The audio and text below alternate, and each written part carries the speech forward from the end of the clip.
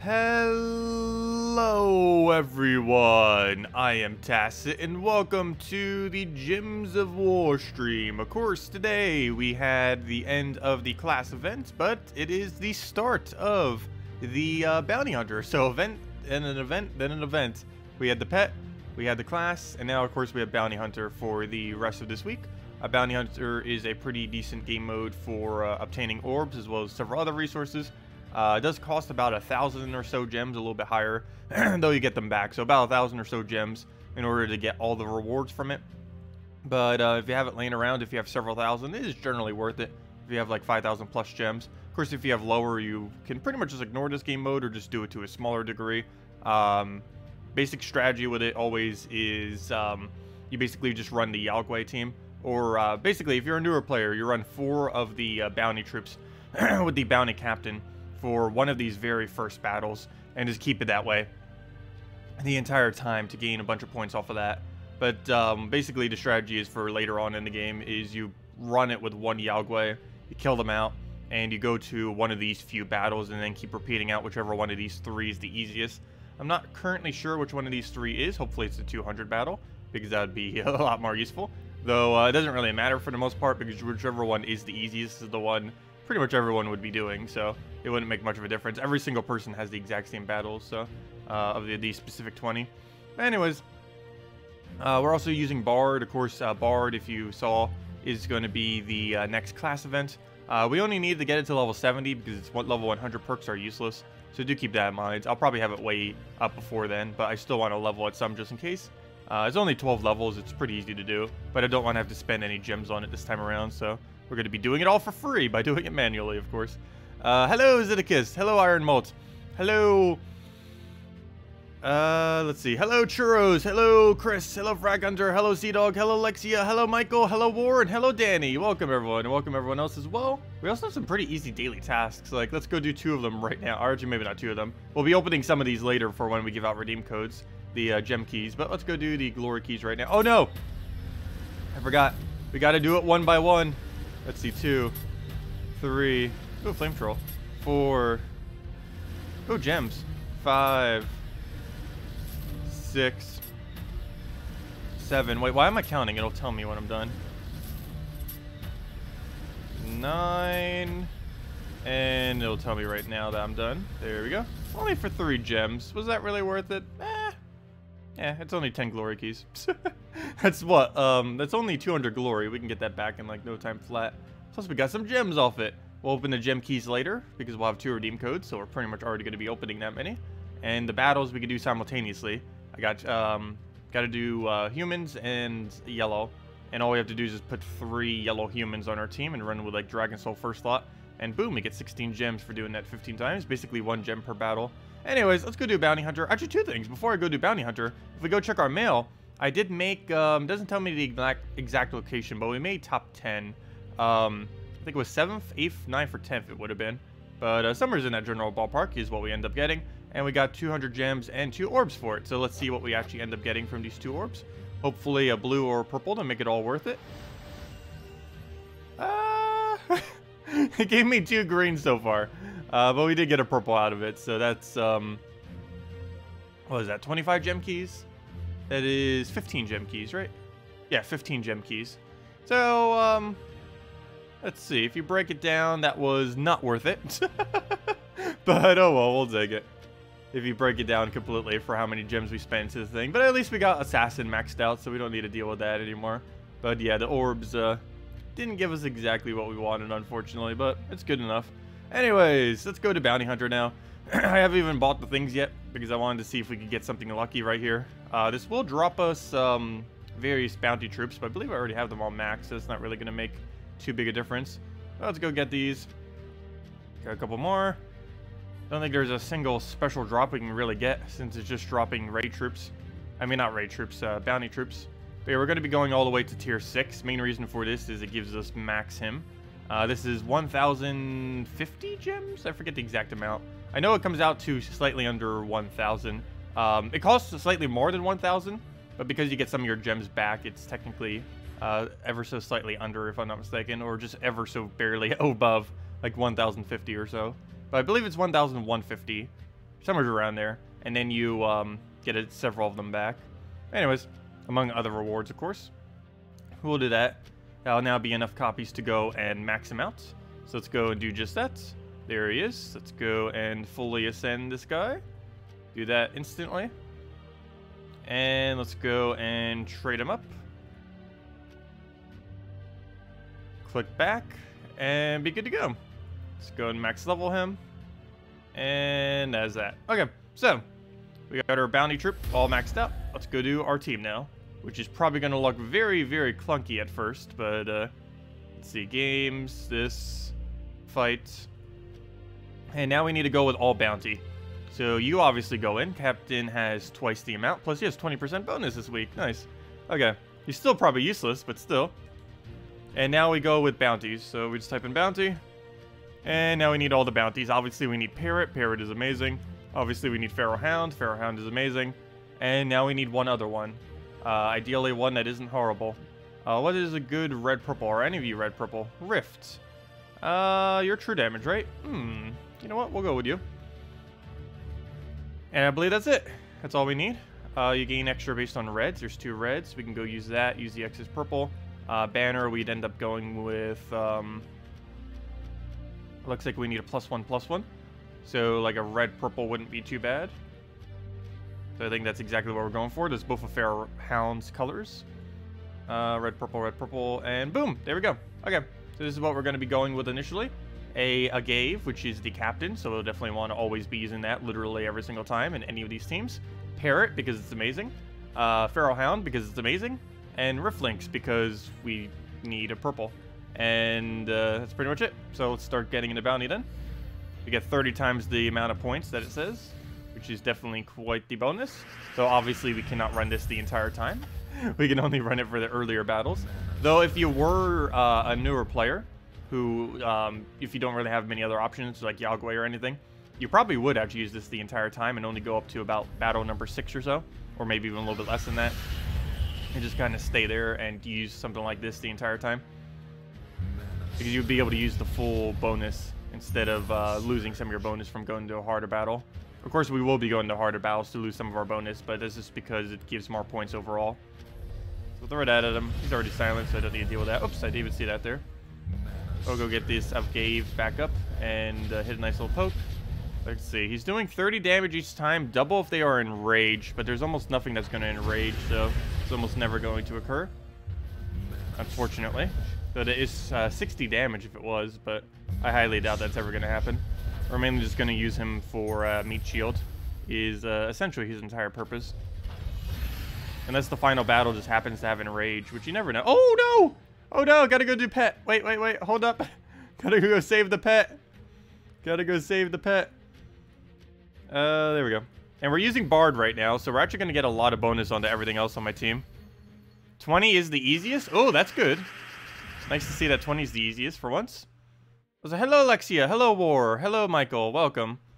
Hello, Humberto. Hello, Danny. Actually, I think I already said some of those. Hello, TJ. Hello, Mr. Lonely. Hello, G-Dog. Hello, Rasa. Welcome. Is that the weakest bounty hunter so far? No, this is definitely not the weakest bounty hunter troop so far. Far from it. It's definitely not strong, I can say that. But most bounty troops aren't strong. There are only 2 bounty troops in the entire game that are not complete trash, and it is Parrot and Feral Hound, and that's it. Those are the only 2 bounty troops that are actually not horrible. Both of them seem like legitimate troops. Parrot is like a random silent one, and in some cases can even be better than a silent one because there's no delay on its silence, and it's really luck-based though. And the Feral Hound is not the greatest of things, but it gives you barriers, which are okay. It can give you mana generation, which is okay. And it just happens to synergize with Yog Guai, which just makes it really, really good in the context of Bounty Hunter. As a troop, it's definitely below average, but in Bounty Hunters, it's the absolute best in slot thing you could ever put on your team. A maxed out Feral Hound. Well, I guess technically it being maxed doesn't really make too big a difference. Or then again, I guess it does, because everything's rarity in Bounty Hunter kind of matters, just because of the bounty bonus that you end up getting. Okay, so we'll move that over. He's good. Oh, oops, I left that turn over there. We'll go take a purple. We'll let him have a skull. We'll give us more purple. Throw in furnace. Go from there. Also, we're on a slight time limit, though we should be able to get it. We had like, what, 13 minutes? It's way more than enough time. I think on average it takes me about 7, though it is possible to do it under 5. If I was using the right hero class, it would take like 5 or so. Just as I'm never using the right hero class. Right now we're using Bard, which isn't horrible with this team. It gives 1 to all stats to all yellows per turn, which is our entire team except for hero in the case of what we're running right now. Yeah, Sister Superior. Well, I don't know. Sister Superior, it's okay if they ever were to add a stun, because you could use it to stun out basically the entire enemy team. Or not stun out. I mean, what was the other effect that she had on her? There was something on her that actually wasn't too horrible on first turn. But yeah, in most instances, she would be the absolute worst. Because you would have to go and sacrifice a whole nother slot to be able to use her properly. And that's just way too much to have to sacrifice. Oh yeah, it only does it on a certain typing, doesn't it? I believe that's what it was. Yeah, it was something really weird with her. I actually forget what it was. What was her name again? Forget her name. Oh, his sister. I thought it was Lady Superior. Sister. Let's see. Cleanse all allies, dispel and stun all. Oh yeah, it was the Daemon undead thingy. But you can get a what was it? Oh yeah, you can only stun and dispel the thing. That's actually not too useful. Never mind. Yeah, you're right. Yeah, Sister Superior would be the absolute weakest. There isn't a single instance you would ever use her, especially in Bounty Hunter. There's just no need. Yeah, that is actually abysmal. Forgot how bad it was. The only really good thing about it is instant cleanse, but it's just not worth it for that. Maybe in the future there might be some kind of factor that would make it worth it, but at the moment it definitely is not. Now we'll go move right over. Oh, oops, I was gonna go get Wynced at the full mana. Apparently not, because that doesn't go into him. We'll just get Furnace into something else, it looks like. So we'll go get that. Go do whatever here. Go focus some. Get her mana right back. Throw in her Furnace down. Go from there. And we can just Wynced into anything. Just throw that over. Wynced and dead. You're gonna make a standalone video about bounty hunter teams for this one? No, because it's the exact same every single time. It's you either run 4 bounty troops or you run into the Yog Guai thing. It's basically what we just used earlier, or you eventually switch it into a Yog Guai. And basically all we have to do for that is just replace out our last slot with Yog Guai, essentially. I'll go get a poke on him. Get all that manas. For another Wynced. Dead. And 2 more, and then we can actually go to Bounty Hunter. Or back to Bounty Hunter, I should say. Alright, take those yellows, take all those reds. Sure, we'll go move that over. Take the other skull. Take another skull on top of that skull. Get a double kill. I believe we're in range. Yeah, we are. And then we just Furnace into 1 more follow-up damage, and that'll almost be enough, especially if we can actually get a Wynced in there. Doesn't look. Oh yeah, there we go. Nice. And that's match. Dead. There we go. Okay, give us our little what's his name? Oh, never mind. We still have 1 more battle left. Give us our little what on earth do you call that? Chimera? Chimera. What's the thing that has the 3 the 3 little things on them? Anyways, let's go and what do we even need here? I guess we'll go take the purple over. We'll take some reds. Skull us. I kind of want to take the other skull as well, but you know what? We're just gonna go and try getting rid of his exploder, or one of his exploders. Take all that red. Go get the Infernus down. Hopefully get a Wynced in here. I don't have enough damage yet, so we'll just move that over. Still need to take one of them a little bit lower before we can go for it. Oh, I better not start getting infinite loop. They hit very, very hard in this game mode if that actually gets infinite loop. Oh no. Oh no. Oh no. What are you doing? Okay, good, it stopped.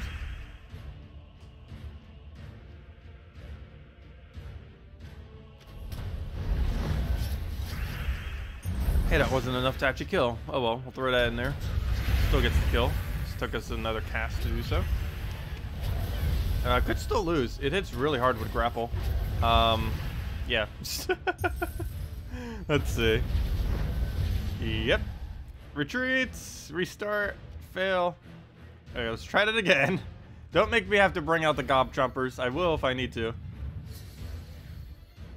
Normally you wouldn't need it, but it definitely is possible to lose on this battle if you don't, just because of how much damage it has into a small loop. Even a small loop's enough to kill you. It hits 47 per cast, which is, I believe, like twice the rate what you would normally have it at in a normal battle. So it doesn't even need a loop for that long to actually get a kill. Okay, I'm gonna skull distract here. It's fine if hero dies out. It'll be a little distraction. I'll take the reds over. Almost the full mana. See what else we can kind of get here. This will just take the purple over. We'll go for explosion or something. Oh, please don't start it. No. No. No. Not again. Not again. What is this? We just started the battle. I hate this so much. We'll give it one last shot, and then we'll go and just use gob chompers against it. Hate this team so much. But yeah, we could easily Great Maul kill it, or we could easily go do the other thing. The what's it called? The gob chompers. But I'm just doing it with this. Don't want to bother switching it out. But if we lose again, I will. I'll throw that down. We're gonna lose our first slot, or not yet actually. I will go and get a poke on that. There we go. We got Uberstet. That should be in kill range. Do that. Get our double kill. Still not over yet. But it's pretty much there. We throw an Infernus. Get our mana back to full. And I guess we'll try for Skull. Didn't get it. Throw Infernus. That's pretty much match. All we need now is another Uberstet, or a Uberstet, I should say. And he'll just die to burn at this point, or to Infernus. There we go. Well, that was a really annoying, but we came through. We almost didn't make it on the timer. What even was the timer left? Oh, tribute. Let's go grab that. Thank you very much. A 10 tribute. Not too high, but it's good enough. Hey, we still had 4 minutes left. Okay, we'll go take our... That means it took us 9 minutes to do that. That's because of how many fails we had on the final battle. Also, we only got 1 copy. That doesn't really help us much, now does it? Let's see, where did he go? The little Chimera guy. Oh! We only needed 2 more copies. If we would have gotten 3, we would have actually had a maxed already. Oh well. If we find him again, we'll have a maxed. Anyways, let's go do Bounty Hunter. To the bounty. So fights, and back to bounty like we were before. Of course, we're using a Gave, Parrot, Feral Hound, and Lynx with a red-purple at the moment. And eventually, we will be switching the Rift Lynx out for a Yog Guai. And that will then be our team. And that is the game plan for every single one of these battles. Pretty standard Bounty Hunter. Mainly just need it for all the rewards, mostly. Oh, wow. Second battle, actually. Already on a Val Raven. Not too bad. Let's see. What do we have to aim it out with? I guess technically everything. It's lower level range. It's not like we're going to struggle with killing it. But we'll get this down if it'll click. We completely miss everything. So we'll go and take purple, I guess. Move that over. Didn't even surge. Despite our high chance to do so. We'll kill out Parrot because it's really important. Especially since it's not blocked on anything. Make sure that goes down.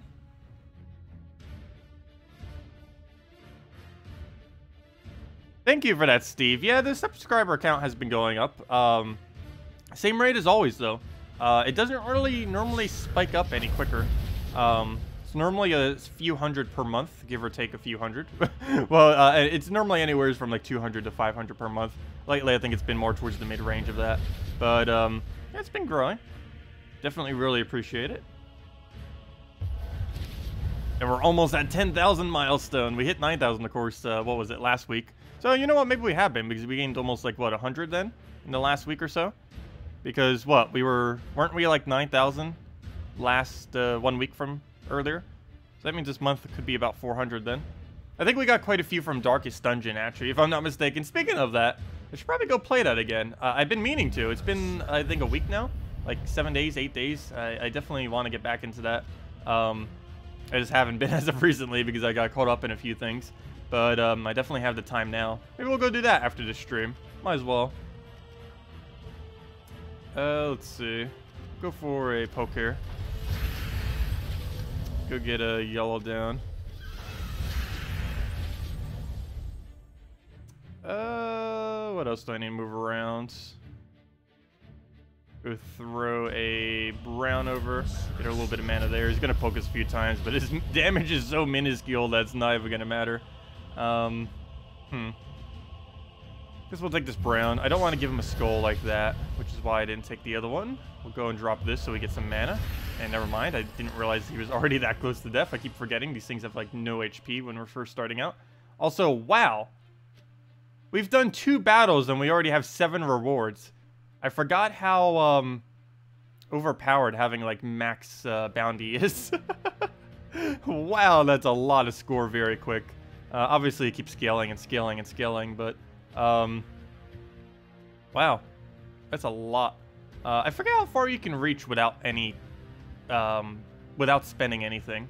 I guess it depends heavily on what your bounty bonuses actually are. But if I'm not mistaken, it was somewhere around here, actually. Like, up to the first orb or so. Forget it off the top of my head. But anyways, wow, we already reached reward tier 7.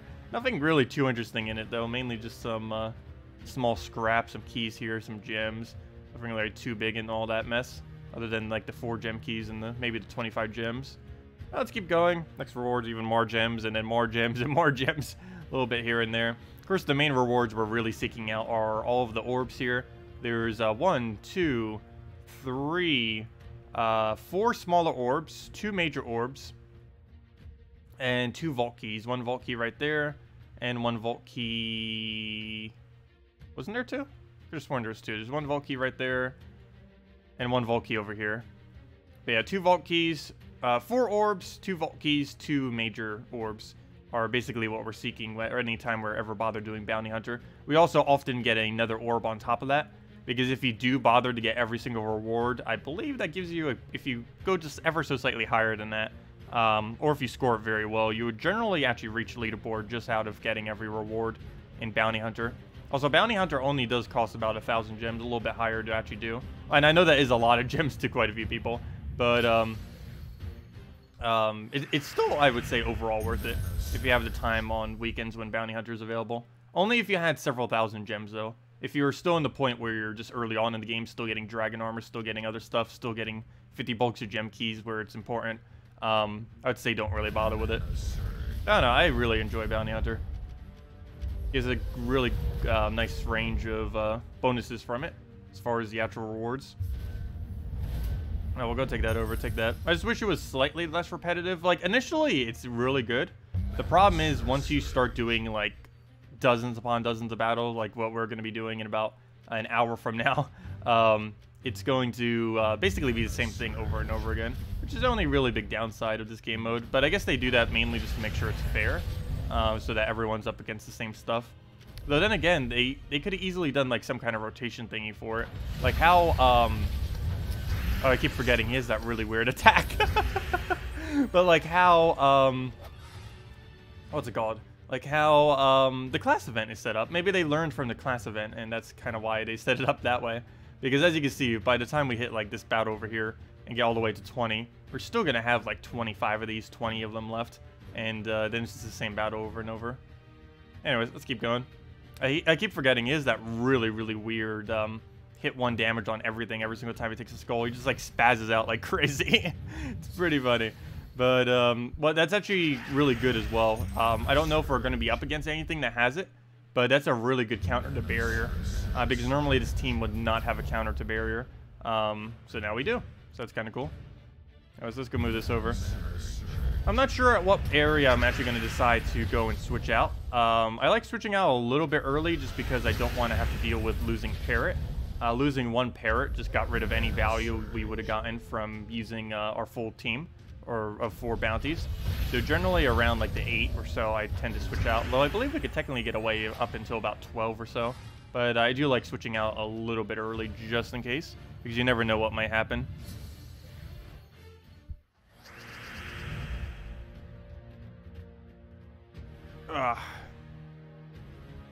The battle can be pretty annoying. Had to restart 2 times in the last one. Oh yeah, the last battle on the goblins is very, very annoying.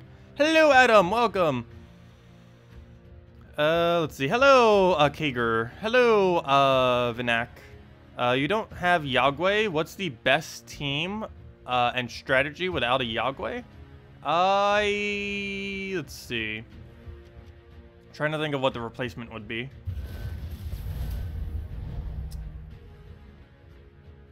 Trying to think of a replacement. I know Infernus can, but that's more expensive than a Yog Guai, so you probably don't have that. If you don't have Yog Guai, you probably don't have Infernus. I guess technically Dragon Soul, though I don't know if it would be too slow. It would probably be too slow, I would think.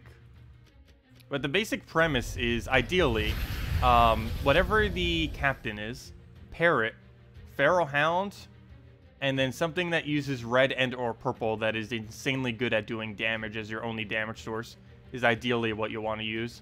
Alternatively, you could use Gorgoltha, literally any damage source in the game, the captain, and Parrot, and that is also decent.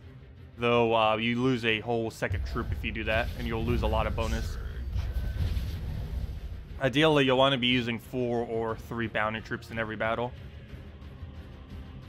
Though do keep in mind, you can only use 4 for the initial 8-ish or so battles. You can't really go much further than that. You can try to, but it's not currently that good. Because there's not enough bounty troops that are decent for that to work. There might be in the future, but definitely at this current moment in time, that is not the case. And even if it ever did become the case, it'd probably be too slow to even bother with, even if it did technically was capable of winning. Oops, I thought that was an extra turn, or not an extra turn, but I thought that was a skull. I didn't know for sure. Apparently it is, but we'll go move that over. Get that. He'll get another skull on us. I should probably kill that out already. He's doing a lot of HP buffs.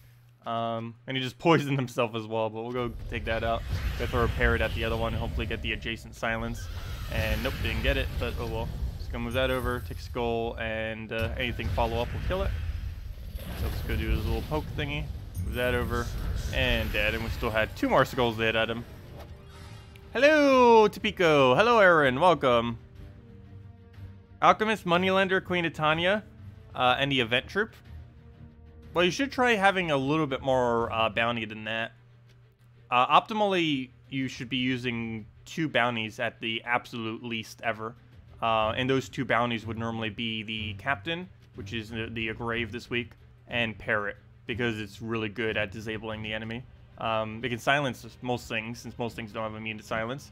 The only real big issue with it is Valraven does have immune to silence, so you can't actually silence that one. Oh wow, I didn't even realize that. There are quite a few enrages this week. Cool. So they are going to be using stuff that does have enrage. Does anyone know if the final 20th battle has enrage on it? That would actually make a grave not useless for once.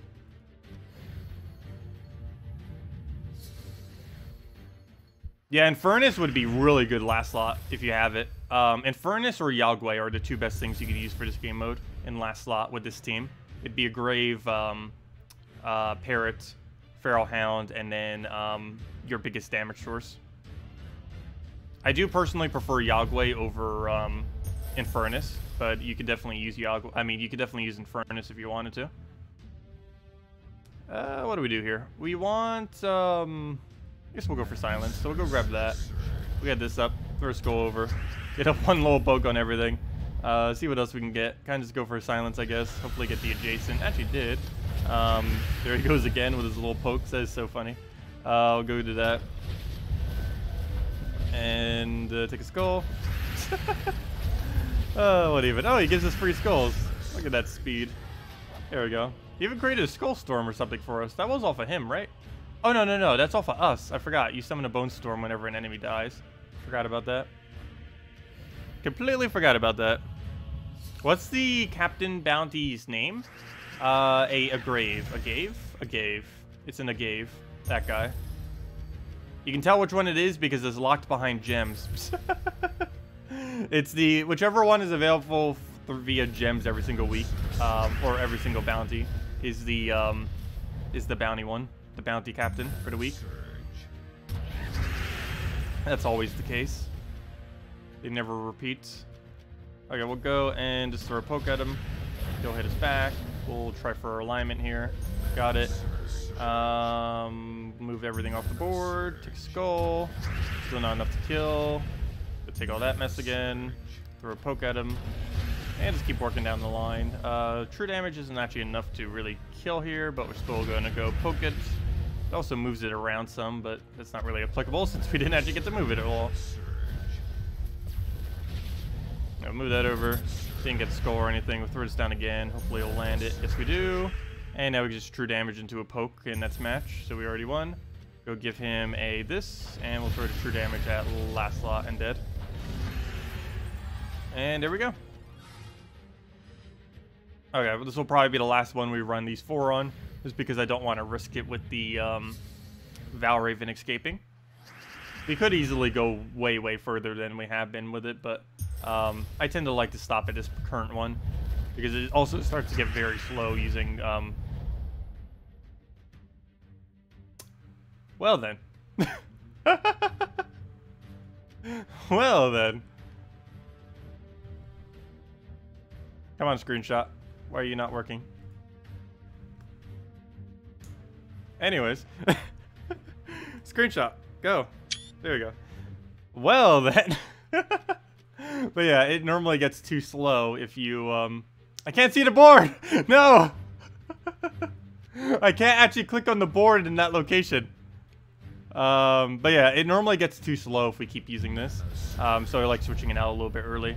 I can't actually, like, move the board there. Like, these 2 gems I cannot even touch because of him being there. What even? Okay. I was like, gotta be careful, we're almost gonna lose this battle. There we go, he moved back, he moved back. All we had to do was take another skull. Okay. Anyways, let's go and, what do we need?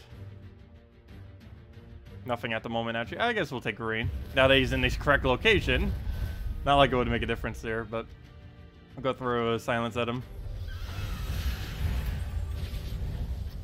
And we'll throw a skull. We get another cast down. He gives us free skull. Another one. I have a feeling that's going to happen several times today. Go through a little poke. And, oops, I could have double poked him. And we'll move that down. And dead. There we go. Okay, I think it's time for us to switch into Yog Guai now for speed's sake. And now that we do that, we'll go switch to Yog Guai, put him right in there, and we switch our banner. What do we need our banner to switch to? We don't need +1 purple anymore. I don't need that banner that I just clicked. That was just a misclick. I think we just go double red. I don't think there's a +2 red, +1 something that's useful. I know there's +2 red, +1 yellow, but it's minus brown, so that would completely defeat the point of even doing that. That's not the right color. And is this really the only +2 red banner? Other than the claw? I believe it is. Looks like it. So we just go double red then, in that case. So that's our team then. Agave, Parrot, Feral Hound, Yog Guai. And he transforms all purple to red. And that's pretty much the game plan. We only use 1 purple on our team, but we have a converter out, so it's going to be fine.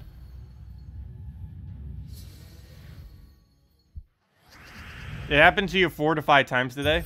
Yeah, it's probably going to happen at least a few times to us. I could guarantee you that. I'm pretty sure it happens because you're on like 4 times speed, and then it just switches the turnover.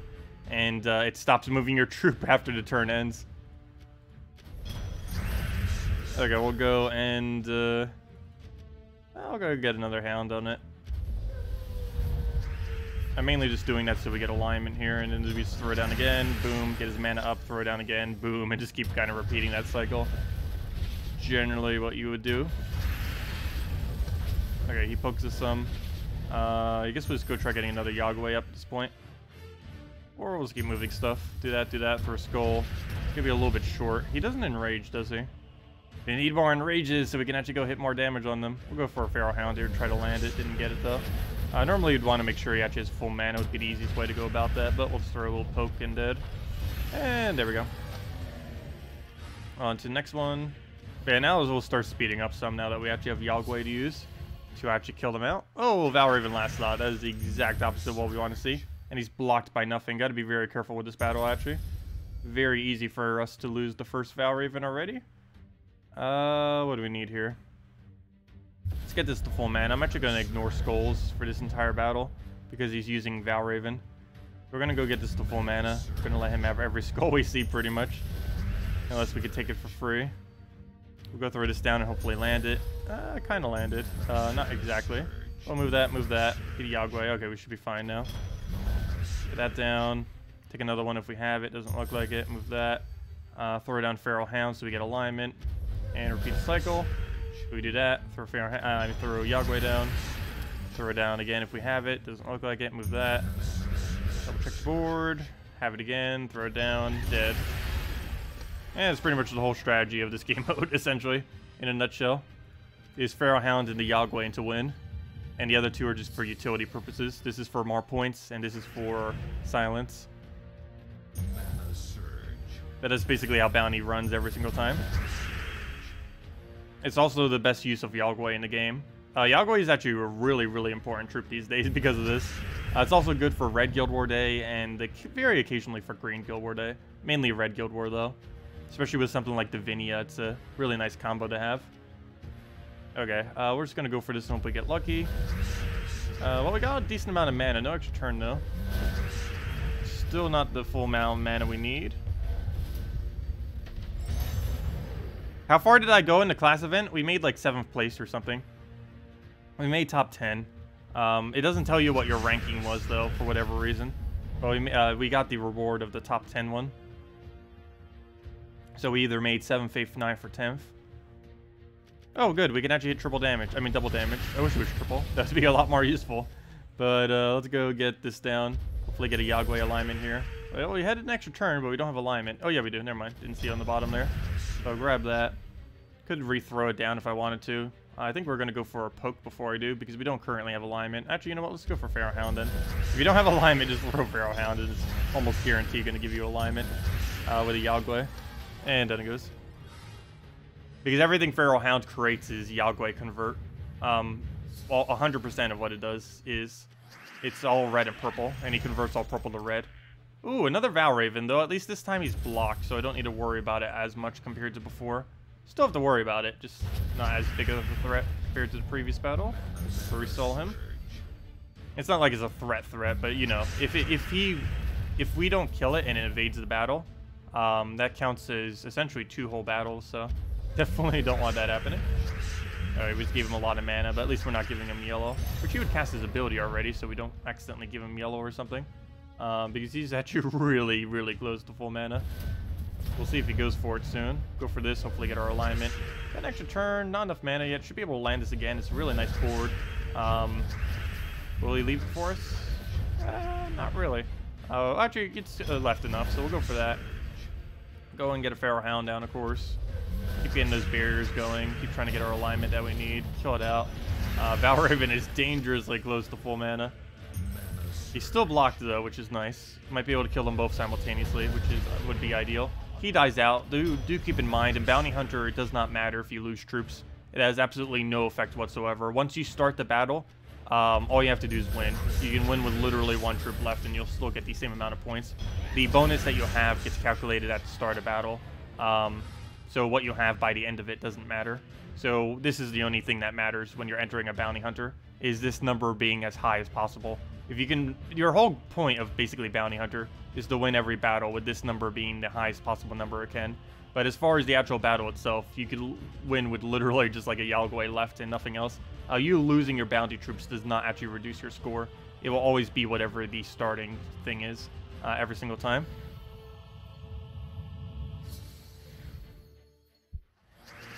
Okay, anyways, we got a double of that guy this time. Let's go take a... what should we do here? I don't want to give him that. I kind of want him to give us that, though. We're going to take this red. He doesn't take it the right way, unfortunately. I was hoping he would take it the other way to give us the free mana. Apparently not. He's actually blocking my green, which is annoying. Let's see, what would be the most optimal colors that could actually be that wouldn't be in the way of anything? Purple something would be what it would need to be. I guess purple... Yeah, probably purple blue or purple yellow would be the least in the way possible colors they could be. Because it doesn't actually matter if it blocks Parrot. What matters if it's blocking Feral Hound / Yog Guai. because we always need to make sure we're getting mana for that. I actually can't take green to speed it up. We have to go and try using Mass Feral Hound's cast to get it up. Normally what you'd be able to do is just go directly for the green to get him, which actually we can do now once he has mana, or after he dies, but it should still be fine. Go throw another one down. That missed. But so far this battle's actually going pretty bad. I don't even want to waste my turn throwing that. It's not really worth it. Might as well just take a green and try getting a nice Yog Guai here, which looks like what we will be getting. And then we just go crazy from there. So we'll take that, see what else we can get. Throw the reds there. 2 different ways we could actually turn that. We'll go for that one. Oh, there he is. Psst. Happened again. Except he's in a slightly different location. At least he's kind of where he's supposed to be this time. Like, it's only ever so slightly off. So weird how he can actually stop like that, but go for that. Land our extra turn. Throw it down again. You know what? I will take a red preemptively, just in case. He's going to throw a little poke at us. We'll just let it happen. Should be okay. He'll hit us. I do not have the mana to do anything. I guess we will finally use his ability because he's probably going to die to the follow-up. Actually, you know what? We'll take the skull instead. A little bit extra damage there. And did it just kill itself off the reflect? I believe it did. But we'll go and I could silence him if I wanted to. I think we just go start getting Feral Hound up though. So we'll do that. Go grab a brown or a red. Grab the red.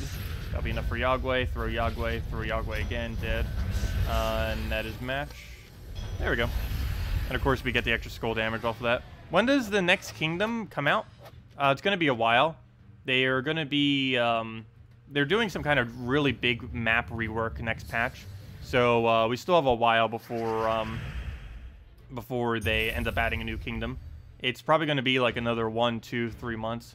It's going to probably be the longest time for a while that we've actually had a gap between kingdoms. I also don't know exactly how they're going to be implementing kingdoms into the future, because they said they were like hinting at that they'd probably stop adding kingdoms in the near future. They'd probably have some kind of other system where it wouldn't exactly be kingdoms, might still kind of be kingdoms, but yeah, they're doing some kind of really huge map rework in something next patch. So we'll see exactly what their direction is going forward with kingdoms. But yeah, it has been a while without a kingdom. It's been like, what now, 2 months, 3 months? It's been a decent amount of time. Of course, the most recent one was the one that brought in all the Doom Skulls. So that means we haven't had a single new kingdom since the Doom Skull mechanic basically was introduced to the game, essentially. Okay, we can go do extra damage to him. I don't really have a need to, though. Green would be the most optimal thing to take here. It's not available, so let's try getting some red. Doesn't look like we have that either, so I guess we'll go for some brown and just throw this down. Pretty nice board to do so. Shouldn't miss. And we do land it, and that just gives us Yog Guai, and now we win. Go for another Feral Hound. Before I do, clear out some more of the board because it's just sitting there. Oh, thank you, Mason. Greatly appreciated. I know, we can finally say that now. Whenever anyone randomly asks me, like, how much subscribers I have, like some of my friends online, I can finally now say, over 9,000! I actually did do that yesterday. It was fun. Anyways, we'll go and, what do we do? We'll go and just throw that down. We'll go for a poke. That was actually one of the most popular videos we did when it first came out. I did a video on, I really wish I had a better quality video of it, but, or higher quality version of it. Because it was like one of the first things I ever bothered recording. It was a really horrible recording. But, we ended up doing, grind the lucky to infinite stats. Back in the day, stats did not have a limit on them. Currently, the limit is 1,000. But, back in the day, you could go infinite. Like millions, trillions, billions. Any number you really wanted to go up to, you could, by basically just spamming Grind the Lucky and trying not to win out the battle. And it was pretty funny. We did a video like that where we went up to, I think it was 500 million. It was some kind of really, really large number. Forget exactly what it was off the top of my head. Actually, it might even be way higher than that. I forget. I know it was like, you could barely even see the number. It was so high because it kept crunching the number smaller and smaller the more digits it kept getting. So what am I doing? I could just won already with Yog Guai. And there we go. But yeah, I'm curious what the whole situation with kingdoms is. Because I don't know if any of you have been noticing, but yeah, we have been starting to get a reserve of keys. Like, not just like the normal keys, but like even gem keys and event keys have been kind of stockpiling lately. Because they haven't been doing as many things to reduce them. because the biggest things that reduce these 2 keys are new kingdoms. Well, as well as new mythics, I guess. But we've been getting actually pretty lucky on most recent mythics, so I guess that's one of the reasons we have high gem keys. But the biggest thing that normally kills event keys is new kingdom, because you need to go get all of the new content troops whenever those come out. The other thing that does is whenever new legends come in too, like the one that came in this week. Though the one that came in this week's pretty pitiful, as you guys probably already know. Has anyone even bothered still using that guy? The other cactus, the legendary cactus. Like, has anyone found even a remotely okay team with it? It's like so horrible. It is so horrible. Even from like an early game perspective, it's just barely useful. They gave it way too little damage and a stat bonus that just doesn't make sense.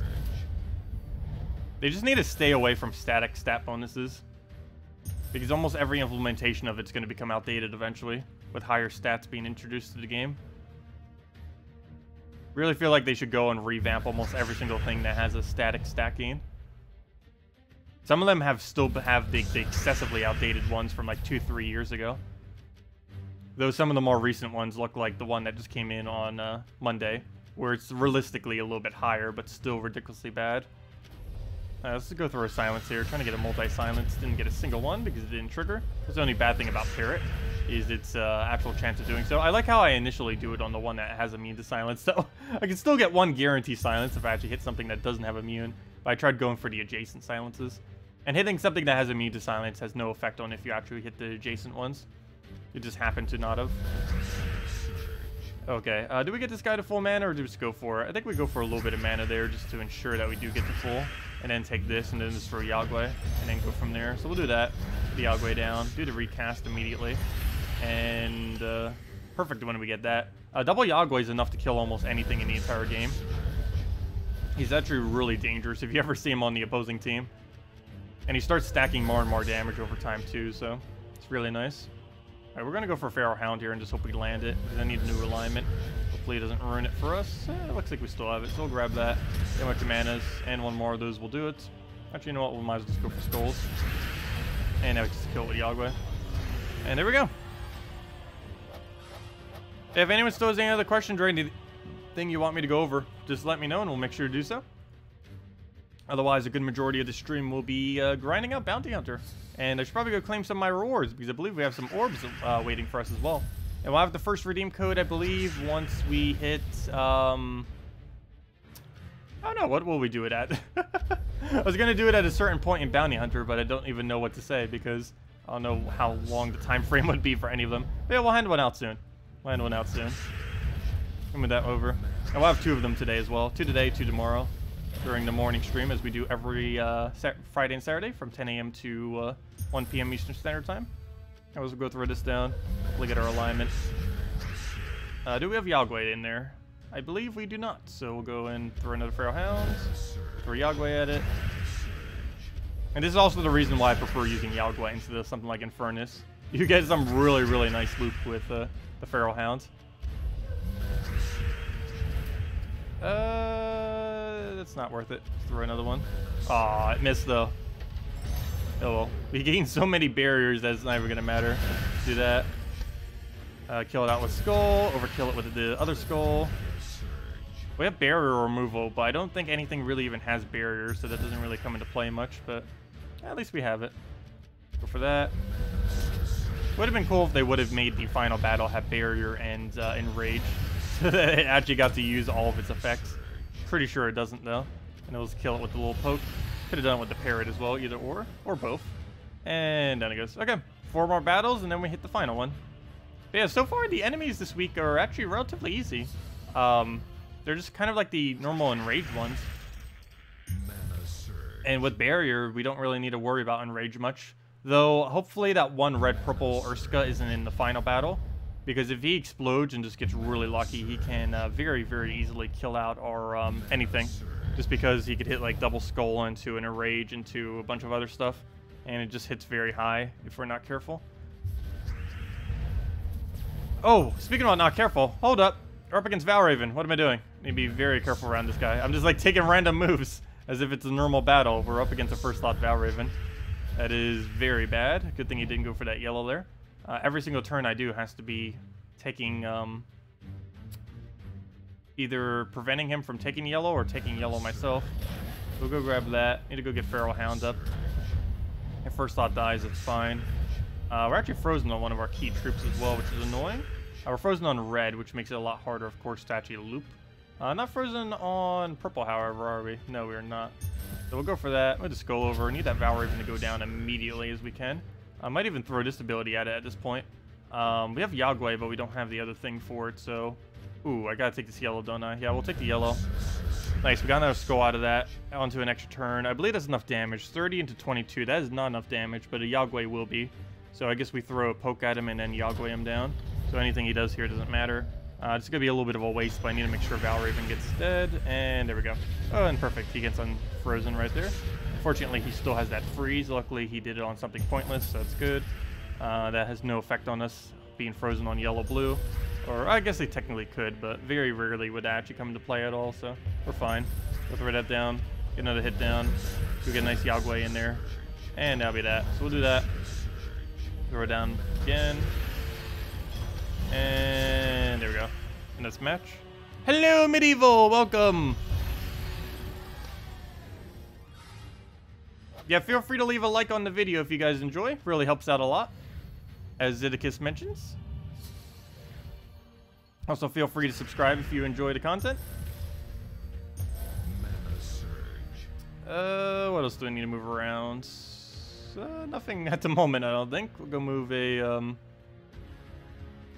What do we even need here at this point? Guess we could try for the skull. Green, just to try to get the other mana away. We'll give him a skull, might as well. For the most part, we can kind of just let him immediately kill out our first slot. We actually become stronger after first slot dies for two reasons. One is he's not blocking our green anymore, and the other is Feral Hound's barrier is likelier to hit a more important troop. The main ones we need barriered are actually these three, particularly these two. So if we lose our first slot, there's a higher chance that what we actually need to be protected gets protected. So we'll let him have another skull here. Such a good grab for free if he does it correctly. He did it slightly weirdly though. He could have gotten a free skull, but he didn't get it. Throw this down again, hopefully land it. Nope. Okay. This is kind of one of those times where we'd want to manually go take all those greens to try to get him up. Because we are in a slightly bad situation right now. Actually, I'm going to grab that first. Take the skull. Yeah, Yog Guai definitely needs full mana right about now. I hate when a Feral Hound just blanks and hits absolutely nothing. It does set you back a little bit. But I'll move that down. Get a little bit of poke. We'll get a free one. That's fine. As long as we don't lose too much more from here. But then again, even if we only had the last two, that's enough to actually win out the battle. So I'm going to take the green here, just because I want to make sure we have full mana before I throw Feral Hounds, just in case it misses. So we'll do that. It does hit, but we'll go for that. If it was to have missed there, I wanted to make sure we had full mana so we could have a follow-up. And now we should be fine from here, as long as it doesn't do something weird. He still has that one really annoying high damage one, but he just died right there, so we should be safe now. We don't have alignment, so we throw this down again. Double check the board, should be okay. Down to only 2, but again, we keep getting barrier spam, so even though we have a lot smaller of a team, and it looks like we're kind of starting to lose, this is actually when the team is absolutely strongest, because Feral Hound has a 100% chance to hit something that we actually need barrier on. So it may seem like we're actually like almost dead, but this is like the strongest point in the team is when there's only 2 left, when it's just Feral Hound, Yog Guai.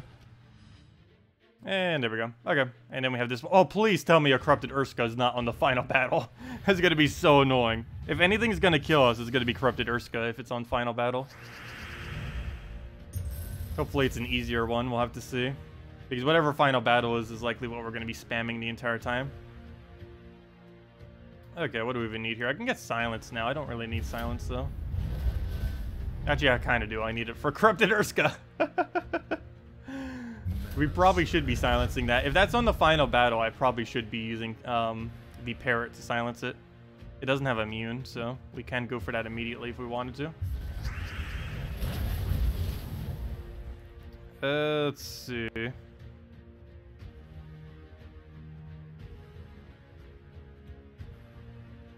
Yeah, quite a few people do spread the channel around in global chat, and I really do appreciate that. I have done almost like no advertising on my channel. Almost all of it's pretty much just word of mouth for the most part. Alright, we'll go take the skull over. Yeah, I'm glad I could help. If you guys still have anything else you want me to go over, just let me know. Otherwise, as I mentioned, Bounty Hunter is going to be a good majority of this stream. Okay, we'll throw this down again. Hopefully land it. Oh, no. Wow, that miss. That was a really solid miss right there. You could actually lose to that now. I should probably throw a silence right here. Just in case. I'm going to let him have a hit. Wow, first 2 troops. Hold up. That's a lot of damage. Hold up. Let me go silence you. There we go. We hit 2 silences. He misses. Okay, at least he gets the miss as well. So that makes up slightly for our miss, but not completely. Still in a really bad situation here. We'll go take a brown there. Get that to full. I think we take him to full mana before we throw it. Or we just throw it and hope we get lucky. Okay, it was good. We did get lucky, and that should be match. Please don't miss. Got it. And that should be good as long as we have alignment, which we do not have. Yes, we do, actually. Because it drops. No, it doesn't, because the other one drops it. Okay, so we throw another Pharaoh Hound. Misses. So hopefully he doesn't do something crazy. Okay, he only hits us a little bit. That's fine. We'll throw another one in there. Get all of our mana back. Do it again. Do we even need a skull here? Yes and no. So I'm actually going to go for it. We'll go for that. Wow, that hits high. Don't kill it. Don't do it. Don't do it. You know you don't want to. Okay. Wow, those things really do hit high. What do we need? And they hit on both of them too, so it's a little bit hard to mass barrier against them. We can though. But, oh, if he does it on first fly, he actually gets to get rid of the barrier preemptively. But, we're fine. It's down. Hopefully the last one doesn't have double or something. Could you imagine if it was like 4 of them? Let's see, what do we have here? Oh, the final battle is super easy. What even is that team? The only annoying part is it has Urska, which does freeze. But wow, that is weak. It has Ted, which is useless. It has Mammoth, which is remove blue, which is useless. And it only does to a single enemy, right? Wait, doesn't it boost on something? Oh no, you do life and armor simultaneously. That's not enough to one-shot though that would be annoying on Yog Guai. Okay, he does have really big hits. Like everything he has really heavy single target hits. But he's only using 3 colors. He's only using brown, green, and red. And only one of them used red. So if we miss on purple, we give him nothing. If we miss on red, we're only giving him Urska. So yeah, that's actually not too bad. Especially if that gets replaced with like the Valraven or something. But yeah, final battle is actually relatively easy. And definitely is the easiest one. Oh, Valraven, except not the right one replaced. Oh, that's the only problem though. Nothing's blocking him on yellow, is there? Nope. So we got to be very careful not to give him any yellow. That being said, I can't take that purple. So I guess we just take this blue then. Now we can take the purple, especially since that actually blocks him. I can't silence him either, which is the other problem. But that's always with Valraven. That's always the issue with it. Unless you stun it, but it's too annoying to have to try to get a stun off on it. Okay, so we'll get Feral Hound up first. See if we can get this down, ideally. Throw it down again. And I'll just focus again. We'll go try getting reds or something. Let's see, what else can we move around? We'll go and take a red to blue, grab all that mess. See if we can get another Feral Hound down. We'll get a little bit of mana down. We'll go for all that browns. Did we go just take a manual red? Manual red, manual green. We'll take a manual green. Move that over. That'll give us the alignment we need, and then we just go from there. Throw that down. Double check for Yog Guai. Don't have it. Throw a red. Get a bunch of pokes, and try getting alignment. And we did get alignment. No extra turn, though. And he still kept it for us, so that's good. Get that down. Another little poke. He's still in a wrong location. At least he's not over top our troops, if nothing else. Or not over top the board, I mean. Like, him being there is fine. It's not the correct location, but it's not like before where it's blocking those actual gems, preventing us from taking them. That's pretty funny, though. And we'll go to that. See if we can get a Yog Guai or something down. We can, but it's not a free turn, so we're not going to bother for it. That is a free turn, and then we just destroy everything. Do it again.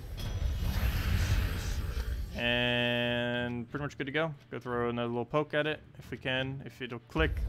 And as match, let's throw Yog Guai in dead. There we go. Good morning, Dragon Ball Z fan. Welcome.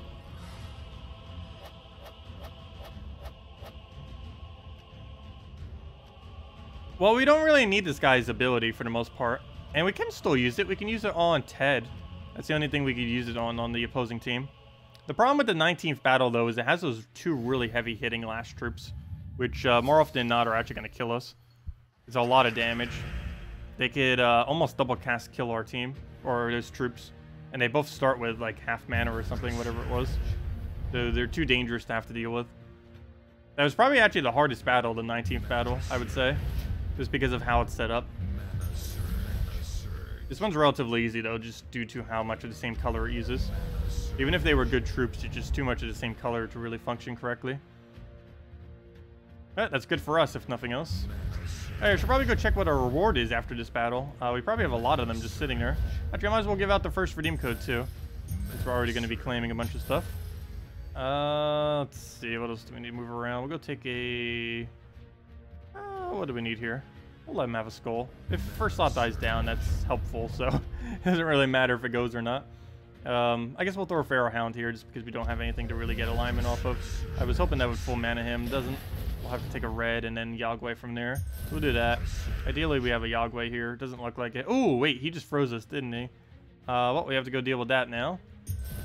It's a little annoying. I guess we pass our turn then.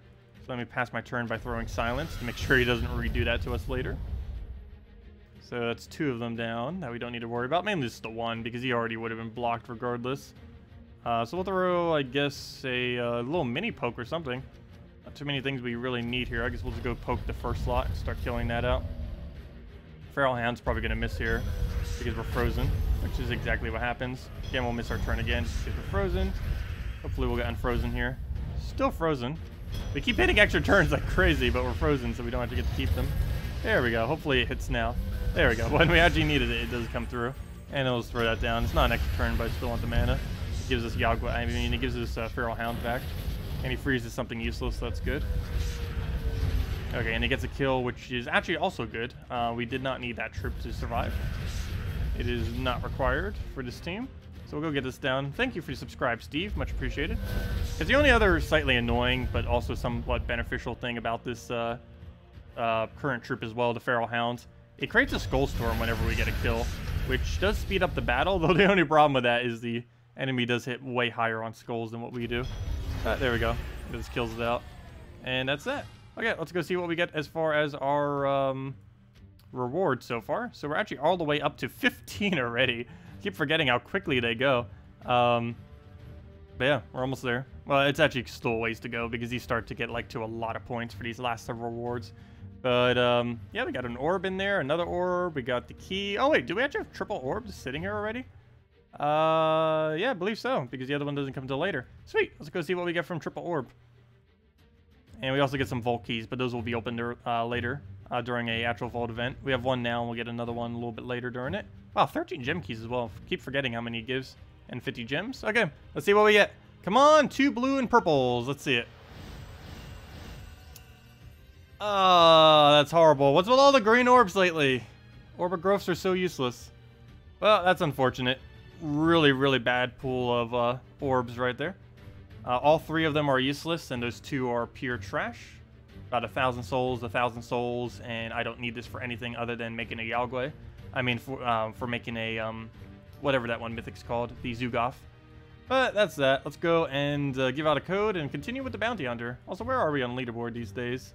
Leaderboard looks like we're not even halfway there, but we did just finally reach the final battle. And once you reach the final battle, you start to like spike your points up like crazy. Because of course the final one gives the most amount of points. Yeah, we'll be doing that then. I'm getting there. I have no clue exactly where we'd actually place with the current amount of battles we have. I believe it's somewhere around 50-ish, I want to say. But as long as we place at least in top 100 for 1 orb, that's fine. We get 75 of our gems back, making it so it's only about 1,000 gems or so. With all the gems we got back as well from the other stuff. And we get a whole another extra orb, which is hopefully not a green one. The anti-jackpot, I know, right? Anyways, let's go give out a code. Also, we need to open 3 gem keys anyway, so that'll be one of our gem keys that we need to open. Let me just go find where on earth that is. One moment. Let's see. Codes. Oh no, Salty needs to give me more code soon. I'm running low. Let's see. Which one should we give out? How about we give out a Bananarama? Let's go do Bananarama. And save that so we know we used it. Go and use our new shiny code page and see if it works. This code does not exist! Salty? Oh yeah, I added a space to it. Never mind. There we go. It exists. Never mind. It exists. I added a accidental space. Do be careful when you copy paste it. If it says it doesn't work at any given time. There is sometimes like a random space that gets in there that shouldn't be there. Oops, that's not what I meant to do. And that is what I meant to do. There we go. There is the code. Anyone who wants to go use it on gemsofwar.com underneath the game code section. They have a nice new shiny redeem code page if you haven't seen it yet. And let me go and post that into chat as well so you guys can just copy paste it. Boom, boom, copy all that. And there you guys go. There is the redeem code. Once again, you use that on gemsofwar.com underneath the game code section. It works on PC, mobile, and Amazon version. Basically, every version that is not a console. So the only two it doesn't work on, unfortunately, is Xbox One and PS4. But if you're playing on any other version other than that, it'll work. Your invite code can be found underneath your settings menu. Whatever your game says there is what you put in. And the redeem code is the one, well, right there that says redeem code. Or the one posted in chat. You just copy paste it. And it gives the same reward as always. 2 gem keys, 1 treasure map, 200 souls, and 2,500 gold. And one of our tasks is actually to open 3 gem keys for a free 10 gems. So we'll do one of them now. And we get a wandering monk. I guess I'll do a second one now as well. So we only have to do one more later. And that will be from our code that we actually give out later.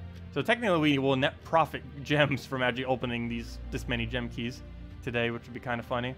And then I just need to go win with 15 battles. Wait, we actually almost did the yellow one already. That's funny.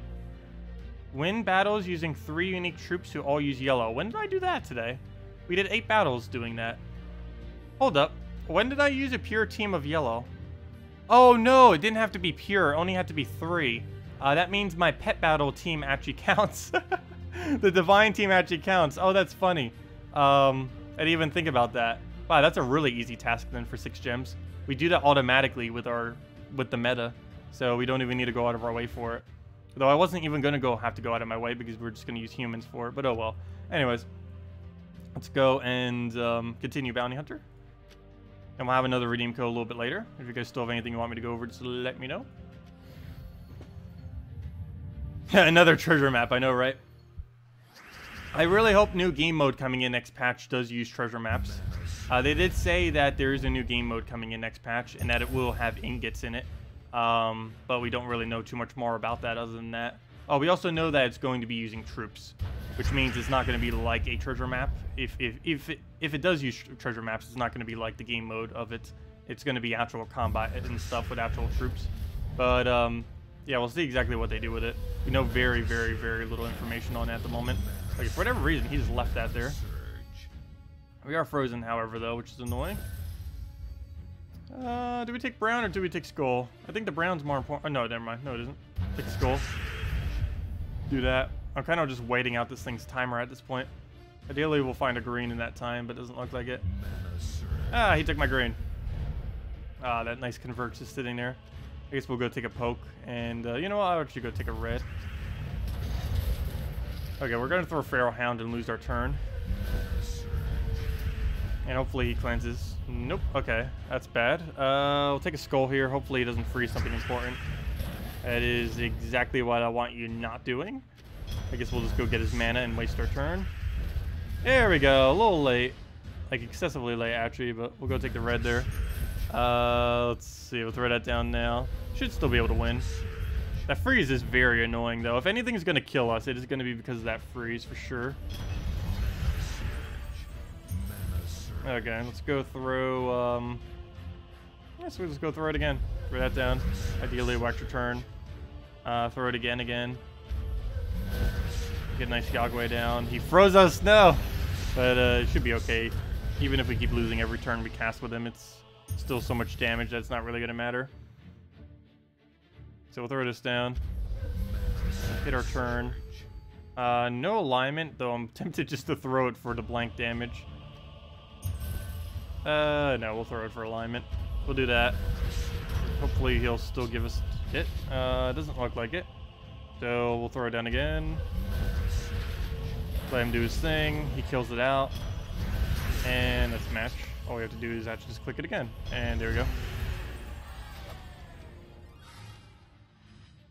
Since your answer got buried in chat, why am I using Yog Guai? We're specifically using Yog Guai because it's synergized with Feral Hound very well. Of course, in Bounty Hunter, you want to be using as many bounty bonus troops as you possibly can. And there are very, very, very few good ones in the entire game. And one of them actually is Feral Hound. He creates 8 purple and 8 red. This is relevant because this is actually everything that Yog Guai needs. Yog Guai converts all purple to red. And basically what you do is you just keep casting Feral Hound and then casting Yog Guai. And then you just have infinite damage off of that. You also get Mass Barrier off the 2 of them. And basically, your first 2 slots are completely pointless. You're just using them for the bonus. You just use the captain and generally the parrot, because out of every bounty troop, it's pretty decent with its silence. But the whole premise is basically get down to Feral Hound, Yog Guai. Even if you lose your first 2 troops, it's fine. Sometimes even beneficial. And then you just keep spamming these 2. And then you have infinite barrier off this one, barriering onto these 2. And you have infinite damage off of Yog Guai. And you just win out that way. You can use other things as well, though Yog Guai, from what I have tested, is the absolute best thing you could use there. I'll move that over. It's even better than Infernus and stuff like that. Unless we keep getting unfrozen. You know what? Maybe I will switch to Infernus. We'll see. No. I don't think it would be worth it, though. That is very annoying, constantly being frozen. We do not have a cleanse on this team. I guess, you know what? One thing I could technically go do is replace out Parrot with that one anti-freeze thing. That one that cleanses everything. That one that everyone keeps saying is useless. I think I might go use that useless troop and actually use it for something. Because we're not really touching Parrot at all, ever. Whereas we would use a freeze or a cleanse. So I think I am going to actually replace that out. Also, it doesn't block any mana either. At least prior to it casting, it doesn't. It does make it so we don't use blue, but we weren't really going to be using blue to begin with, so that doesn't really make too big a difference. Yeah, we'll go throw this down. Hopefully it'll hit. Not quite, but we did get a mana we needed, so that's good. I'll throw Yog Guai here, get our damage that we need. Throw a another one down. Take the red over. I should have taken the blues just so we cleared more of the board, but do that again. What's also nice about Yog Guai is he actually keeps getting more and more damage every cast. He steals 4 magic from the 2 that he hits. He also gains life every extra, or every red you take. And since you're going to be getting a lot of red from Feral Hound and stuff, that does count towards his boost ratio. Every 3 life he steals, which is every red he takes, he's gaining 1 damage to his ability, which is technically 2 total damage. So we'll do that. Throw another Feral Hound down. Actually, before we do, let's grab some free reds and grab that. I'll make it so we have a higher chance of missing, but it should be fine. Just do that. Have a hit, and then Yog Guai again, and that's match. Yeah, I think I am going to switch out the Parrot. I'm probably going to regret that instantly. Like, the one time I switch it out, I'm probably actually going to need it, but let's go and get rid of Parrot for Sister. So, yeah, this makes it so we don't use blue anymore, but we still get the same amount of bonus, and now we have a instant cleanse. She has Empowered, and she cleanses all allies. It also stuns all Daemons and Undead, but I don't believe a single one's on the opposing team, so it's not really going to be too relevant. But we'll put that on our team. We now have a free cleanse. Wait, you do extra turn automatically, right? Yeah, gain an extra turn. So we can now have 1 cleanse of freeze for free every battle without needing to do anything. It doesn't cost us any amount of time. Ooh, Valraven first slot. Interesting. What do we do about that? I guess we just take yellows every time we see them, and that's it. That's how we combat it. Oh, he already got some yellow already. That's bad. Gotta be very careful around it, that we don't give it too much. Do we take this yellow? Yes or no? I think the answer is yes. So we'll take a skull, grab all that down. Take a red here, grab that and try getting Feral Hound. He'll just poke us. Probably throw another poke. Oh, that gives him yellow though, never mind. We'll throw this down. Get that going, throw another one. Do that over. Please click, there we go. And no extra turn, not even enough mana. He's about to Valraven. This might be the first Valraven to escape. I'm not going to say anything about it because I'll jinx it the second I do. Okay, we'll go and throw that down. Getting there. Still a little short on mana. That dying actually helps us, so that's good. It should almost be full. How are you not full mana yet? Okay, we'll throw it down again. Yeah, completely misses. I need to take a green so badly right now. He freezes us, but we'll go get rid of that instantly. Go take those reds. Go take this green. He's going to grab yellow. Oh, no. We got to win next turn if he takes it. I think we just let it happen and just win next turn. Oh, no, no, no, no. I can't take green. Never mind. I almost just made that mistake because now it's being blocked. I need a red to drop, so we'll take that. We'll take a red manually, I guess. Yeah, I need a red surge right now. Good. He has full mana Valraven. That is dangerous. How do we go about this? I guess we don't have enough damage, right? No. I have to land this, land it, attack, attack, go. Oh, no. Oh, no. Okay, good. That's fine. Now we just have to double cast him. Okay, all's good. All's good. Close alarm. It was close. He tried escaping. He didn't get away. Okay, go move that over. Oh, wait. Why did I do that? I should just threw Feral Hound there. Luckily, we still landed the extra turn. Did we throw it for a little bit of mana? I guess so. Why not? We'll do that. It's not an extra turn, but still a lot of damage. Do it again. And that's about it. It's pretty much dead. And we'll stick a red to something else. I don't have my cleanse anymore. And now we just have the two of them. And there we go. Doesn't Evade block mana? Yes, but we have to use it because it's the bounty captain. Every single bounty event, there will be a bounty captain that has twice the effect. I believe it tells you on this page. I forget what page actually tells you it about. It's kind of not that clear for the most part, unless you already know how bounty works. But if you check on this thing right here, it actually tells you. Bounty. Use troops with the bounty hunter trait to multiply your points. Get double multiplier on this event's bounty captain, which is Evade. But yeah, basically, there's a bounty captain every single week. It's the one that's always available through gems, which is the way you also get more battles. And it costs a little over 1,000 to get it to maxed. But doing this will end up giving you the full amount of bonus on him for 6 times.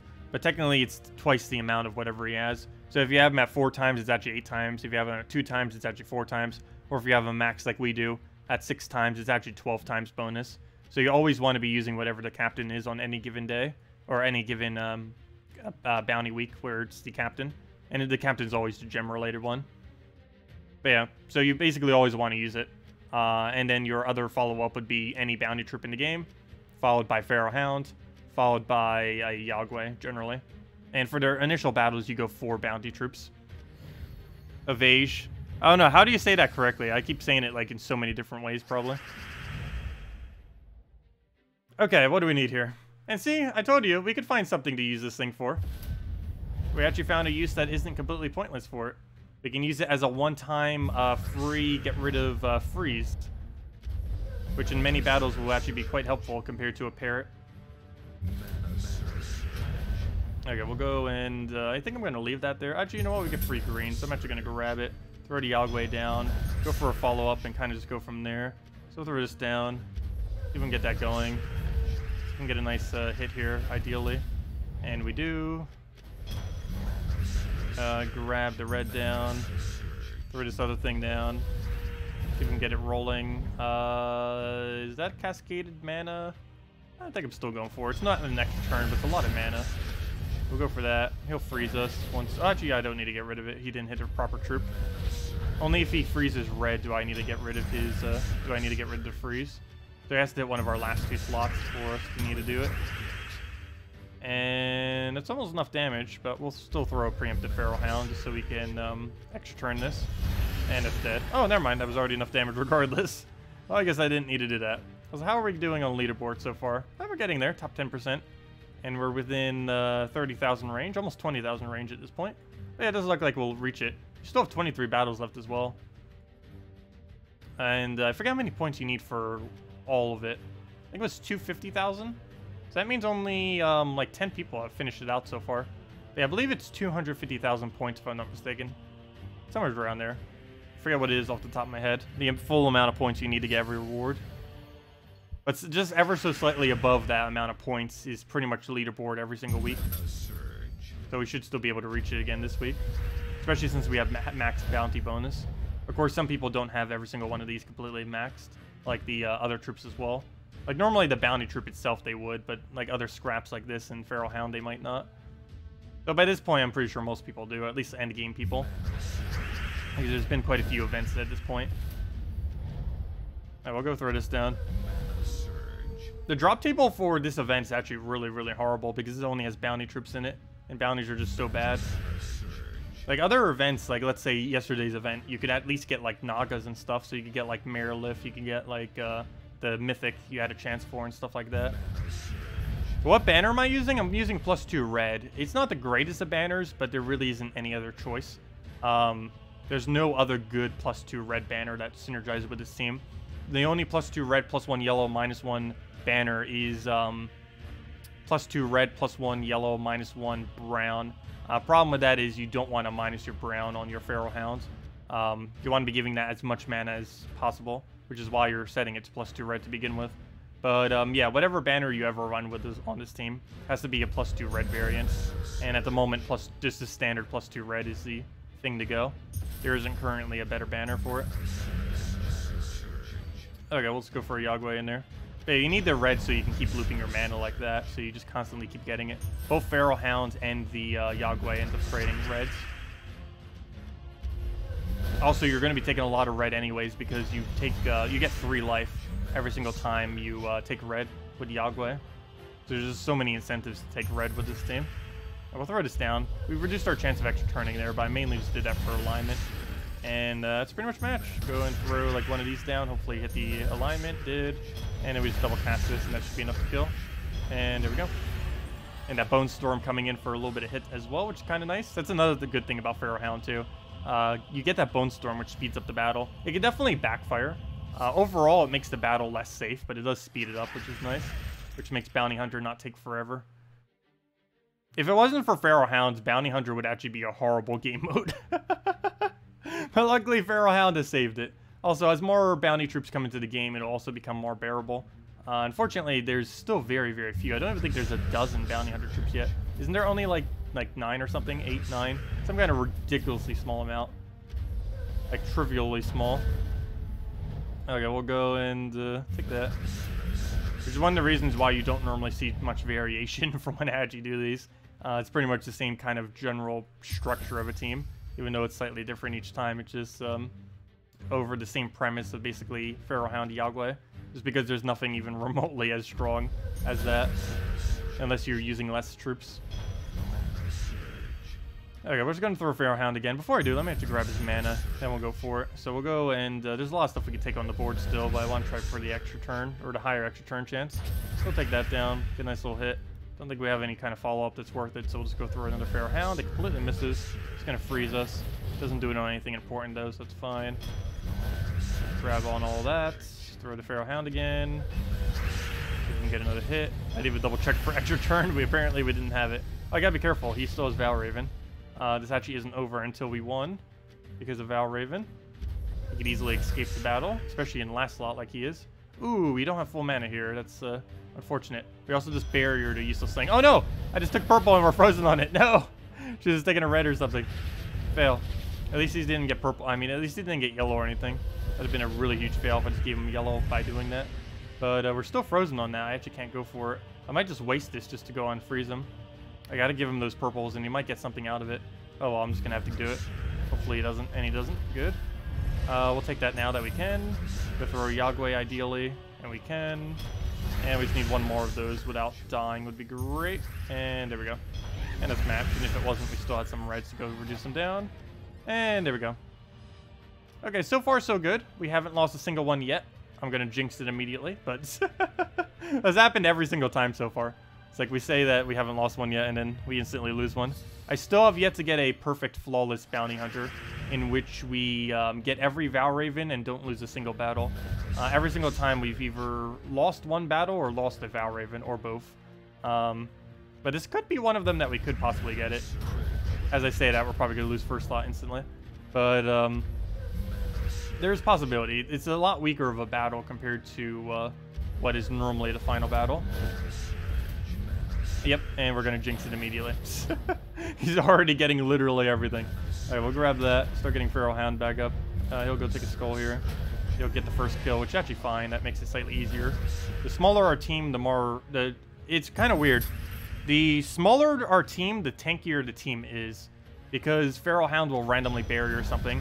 And with less troops on our team, like if we only have those 2 left, 100% chance we actually hit something that's worth burying. So losing parts of our team doesn't really matter. What matters is if we lose Feral Hound or Yog Guai. It's just instant lose pretty much. Especially if we lose the Yog Guai. Normally we could win if it was literally just Yog Guai left. But of course if we lost one of those 2, it still makes it quite a bit harder. Yog Guai is our damage and Feral Hound is our life points. So losing one of them will slowly start to lose the battle. Well, we'll go take this red. No, we'll let it sit there. Aw, he still gets it. I should have just taken it. No way of knowing where that would have landed, but we'll go cleanse this off so we don't have to deal with the thing. So we can just go for the extra turn, grab the Yog Guai down, and one more of those will pretty much win the battle. We'll just go for it immediately. Let me take Skull. I don't think that's enough damage, just in case. And that's definitely enough now.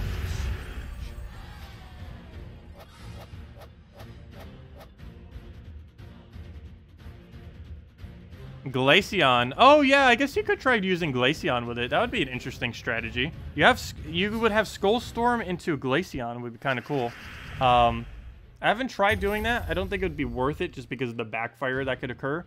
But if you didn't have another option, I guess that could technically work.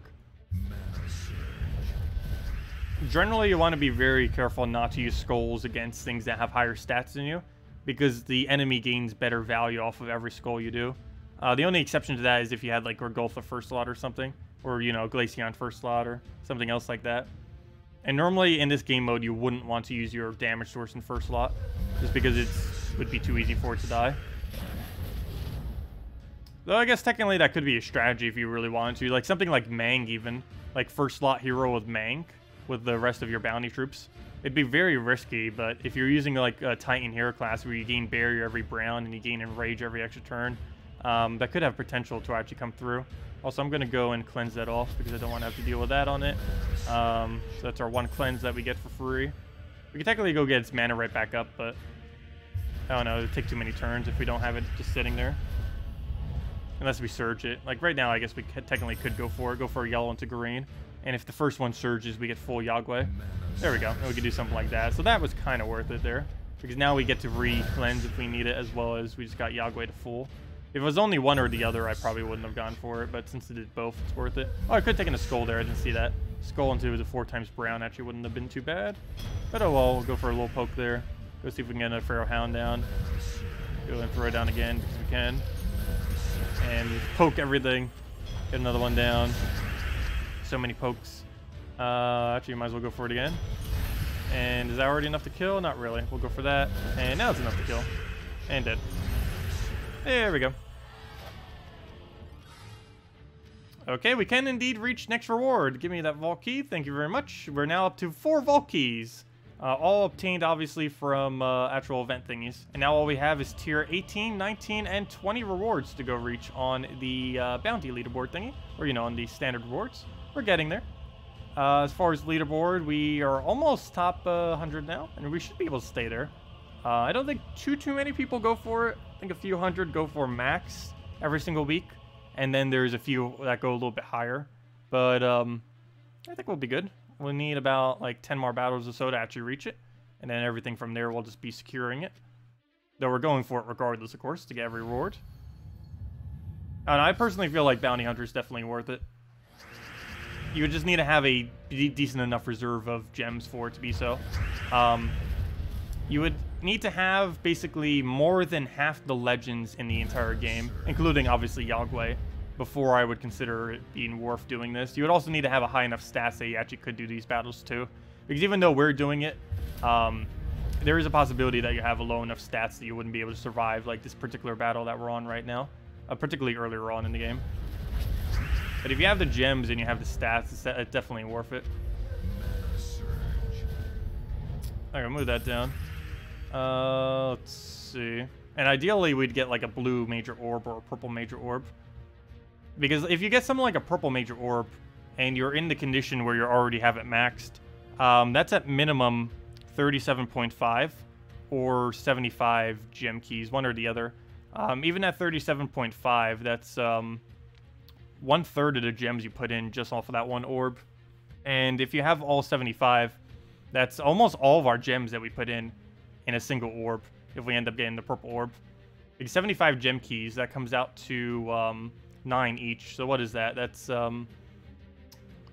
I'll do it in my head. What's 750 minus 75?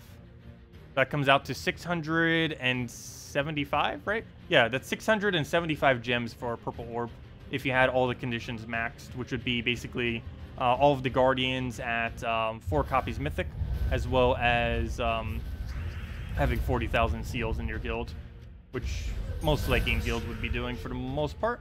But yeah, that would come out to 675 gems for a purple orb, which means if you actually landed a purple orb off of one of the 2 major orbs, that's 2/3 of what you already put in just in one orb.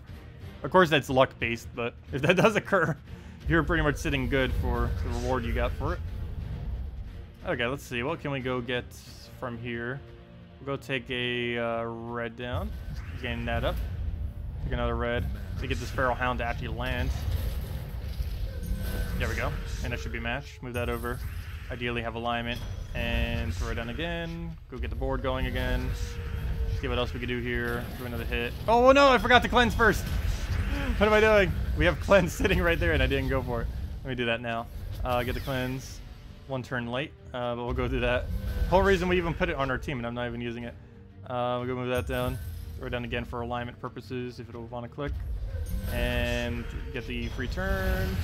Throw it down again unless we have an extra turn somewhere. Yeah, take it that way. Then we go for it. And repeat the cycle again. Get ourselves a nice Yog Guai in there. I do not have a cleanse for that to freeze, but it should be fine without it. Let's throw this down. Get a kill off of that. Get a nice Yog Guai on it. Go from there. We'll go get a nice poke. And another poke. What tier did you buy up to? Tier 6. That's as far as I ever normally go with this game mode. Tier 7 you would only do if you're trying for a leaderboard. And you actually do need to get tier 6 if you're going to bother going for all rewards. I believe it's 1,000 something gems, about 1,100, somewhere around there is what the gems come out to. It's really only about 1,000 gems though, because of how many gems you get back through the leaderboard as well as just from the standard gems throughout. And basically, it's exchanging 1,000 gems in a few hours into 2 major orbs, 4 smaller orbs, and 2 vault keys is basically what you're doing. You also get a few other rewards here and there, like arcanes and stuff like that, and some gem keys. But a good majority of your rewards are specifically the orbs and the vault keys. And the vault keys do also have the chance of giving you orbs, among a few other resources.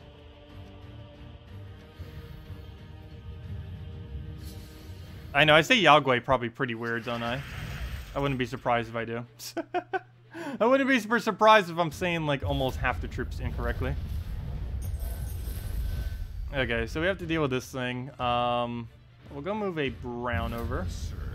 See if we can go move another brown. Get that into a few reds. See if we can get a Yog Guai in here. Got to be very careful around the yellows. We'll just go through this immediately. Should be able to overwrite any yellows that were around. 1 mana short. That is very unfortunate. Let me actually move this over. That ruined our Yog Guai alignment, didn't it? Oh well. At least we extra turned. So as long as he doesn't do something strange here, we should be okay. Okay, he just ruined my alignment, didn't he? That's bad because I don't have a follow-up. I don't have a drop either, so we'll just go take a skull. Grab that down. Oh, he just hit an important troop as well. And I don't have barrier on it. Oh, if we lose Yog Guai, that's really bad. Let's take a skull for now. Alignment's still not really working out. And I don't have the mana to go get it up either.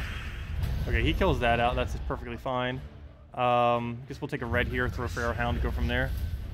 Still no alignment. Have to throw it down again. Please don't miss. Nice. Let's see. We'll take a blue over. What else do we need? Yeah, I'll throw it down again. Okay, so that mainly misses. He'll poke us again. Luckily on just one of the barrier ones. And now we should be good to go. So throw that down. Go and I guess try Feral Hounding again. And hopefully land alignment. We do indeed land it. Throw it down again. And pretty much good to go from there. Move that over. Go and throw that down. See if you'll just poke us here. Cleanse it off immediately. Throw down a Yog Guai. Feral Hound it. Throw a second Feral Hound. Yog Guai. And that's pretty much match. He got another freeze, but we got another cleanse, so we'll do that. And that's pretty much match. We'll go through a Feral Hound. Actually, should probably stay sticking Skull, but there we go. And down it goes.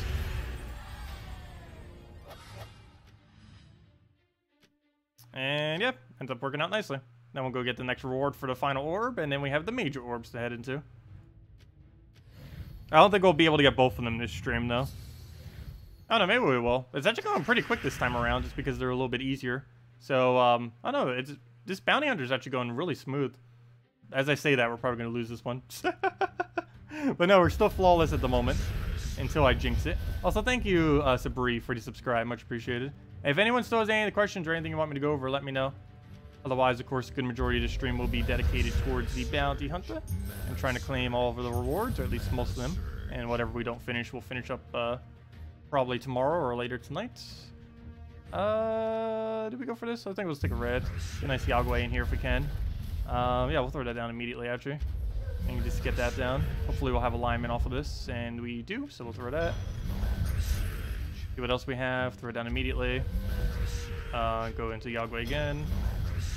Take all of them. Oh, I should have taken brown. Oops. Could have moved out more of the board. Generally, you want to cycle through as much board that isn't red or purple as possible, just to make sure you have as many capabilities to try to extra turn. This is not technically required, but definitely helps it out, that's for sure. Move that, move the yellow over, I mean the blue. Colors, how they work, okay. Let's go throw, yeah, I'll throw some Hound in there. Get a Yog Guai or something. And is that an extra turn? No, it is not. And I don't have the other thing, so we'll just throw it for some manas. Doesn't have to be extra turn every time. And that should be match. There we go. Keep forgetting. I keep underestimating how much damage he did. We just did a 98 off him. And there we go. Rank 83. We're not going to be keeping that rank. Though, in the past, I believe I normally hit around 50-ish or so. There isn't much of a difference between this and 50, though. It's only 25 gems, which is basically trivial. As long as we make top 100, that's the main thing that matters. As far... only thing that would make any difference further than that would be making top 20. But if I'm not mistaken, generally top 20 requires you to spend another 500 gems.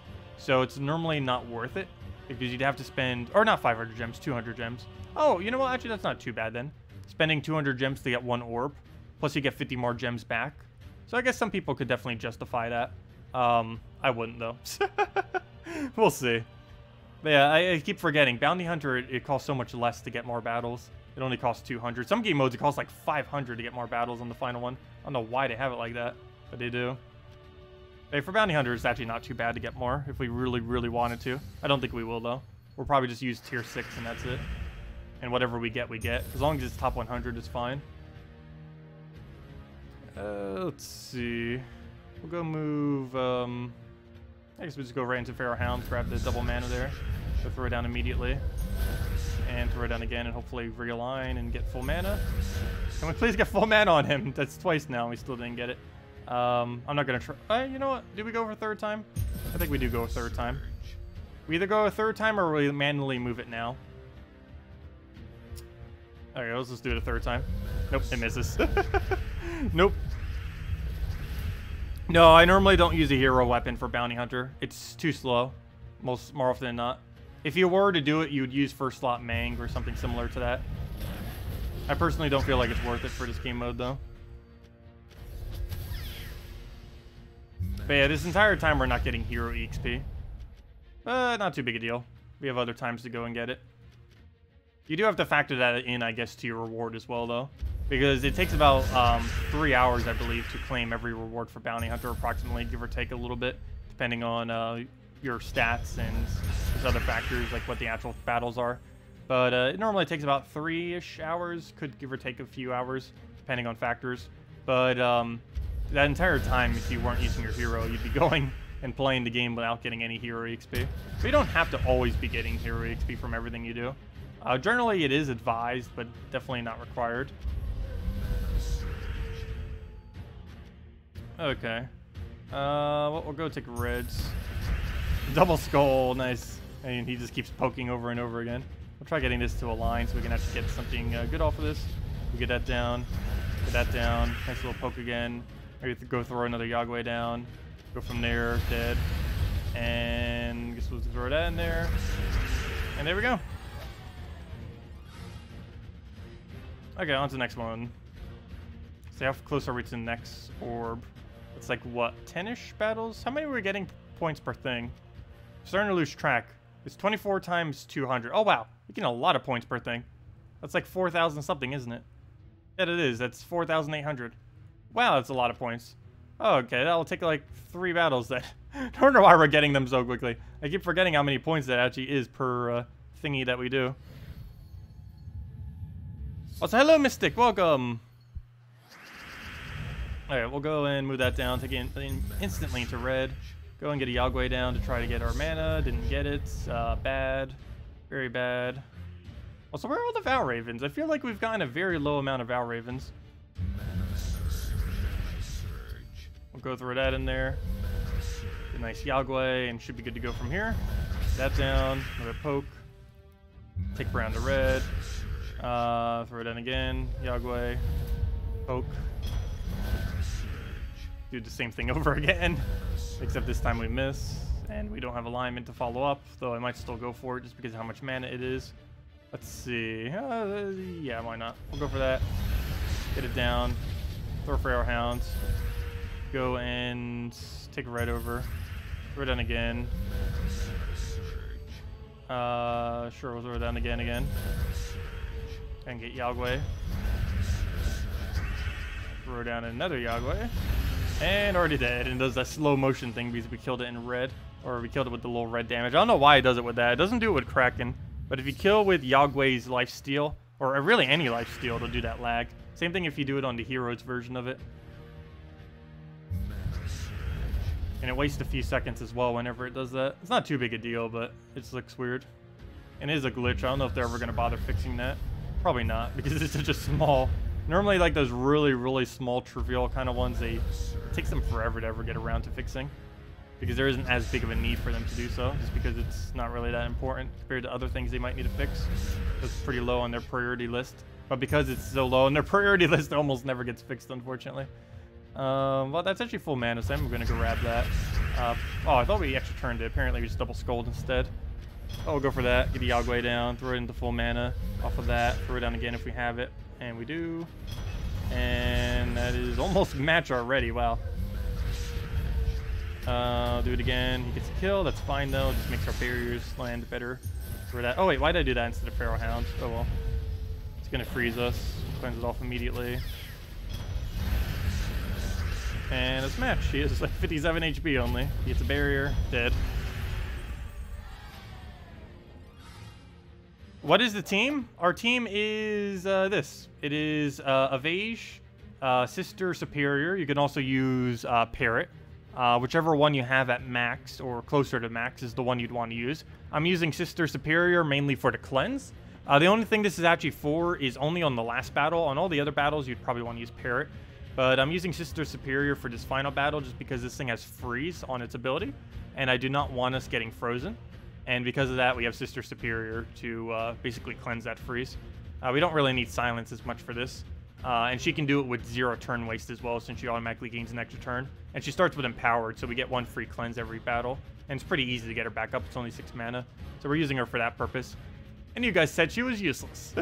No, she is one of the weaker ones, but in this particular instance, it's actually really, really good. Since we can use it as an anti-freeze. Very rarely would you actually need to bring her out, but this is one of the instances where it is actually worth doing so. Okay, move the brown over.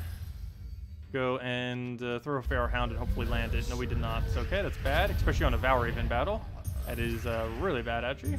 This might be the battle we finally lose the Val Raven, unfortunately. We're gonna move that over. Go for a Pharaoh Hound. Please don't miss. Okay, good. If we would have missed that, that would have been so bad. Okay, let's go and take that down. Go through this. Go and what do I need? do we just take red? I think we just take red. Go take a red. Get a nice Yog Guai down. Go grab a blue. Another red. A Feral Hound. A Yog Guai. Another Feral Hound. Which I don't even need it yet. Throw that down. And move that over. Throw Yog Guai again. Throw the other thing. Take the red. Let's see. I'll throw it down again. Why not? Get another Yog Guai if we can. So do that. Take the brown over. Take it once more. Actually, let's take a red into that. And that's already enough damage to kill, or should be. And there we go. Clean Valraven. It keeps coming in the last slot, but it still goes down just as easily. Okay, good. We got another orb. Let's see. What do we have in this? Come on, something good. Blue or purple? No! What's with all the blue or all the greens? Wow, we've been getting really bad at orb block lately. Oh well. But slowly and but surely, we'll make leaderboard and get our rewards. We're almost there. We just need the last two at this point. I think we'll go up to reward 19, and once we finish out reward 19, we'll give out another redeem code. So we'll go do that. That'll be the game plan. We're gaining like 4,600 per thing, and it's only going to take like 10 battles, so it's not going to take that long. And then the only thing we have left to do is the final one, which gives a bunch of arcanes, which we don't need, the major orb, which we do, and the gems that we do. And the gold's basically irrelevant. We do gain gold for each one of these things, but it's kind of pointless. It's such a small amount on every single one of these. Not really that needed. But it's at least a little bit more gold to go into our gigantic gold stack. It's like, here, you'll get 20,000 gold. Oh, thank you. That will help our 12 million something stack. But yeah, it's so much quicker doing PvP for gold. PvP has like such superior gold to literally everything in the entire game. It's quite pitiful, like the small amount you get from some of the other things compared to PvP. It's pretty much just laughable in comparison. But we'll go take red over. You're right behind me? Depends on the sequence of which matches are triggered. For what? Let's see. Let's assume you have red-purple troop 3 points short of full mana, and red troop behind him. You match 3 reds and 3 purples in one turn. First troop is filled up, but does the second one get filled with 3 mana? I forget what the priority order is for mana accumulation. When you take them at the simultaneous time, there is an order in which they occur. If I'm not mistaken, if you check the trait stone page, if you go into your collection, you'll notice that there is a specific order of 6 colors that each one of them go in. I forget exactly what that color order is, but if I'm not mistaken, whatever order the collection page is ordered in is the order in which mana gets prioritized when you accumulate it. So if you go check that, I'll show you what I mean as soon as I finish this battle. But I believe that is still applicable. I'm not fully certain on that. It's kind of hard to test. I haven't tested it recently. But that is how it used to work, and I assume would still work that way. But yeah, I'll go show you what I mean in a second if you don't understand. I'll probably just show it regardless. But we'll go take the thing over. Go grab... I probably should know what that order is. Very, very, very excessively rarely is that ever applicable, so I don't tend to know it. Go throw Yog Guai down. Go and throw Feral Hound so we get alignment. Throw another Feral Hound. What else do we need to move around? I guess we'll throw a third Feral Hound. Why not? Just keep doing it until we get something to actually use. Oh, I should have cleansed. I didn't see he froze one of the important ones. Unfortunate, but we could still go do it. One turn light's still better than never. We'll do that. Get that down. Throw another Feral Hound into alignment, ideally. And we do, and now we just double cast. Oh, nope, he ruined the alignment. Oh, nope, but then he gave it back to us. Thank you for that. And all we have to do is cast it again. Unfortunately, we don't have full mana. Now we do, and that's dead. Oh, what are you doing with 3 HP? Here, have a red. He just dies off of that. Okay, so what I was referring to right there. If we go and, for one, let's go take our tribute. Grab that. Oh, only a 5? What even?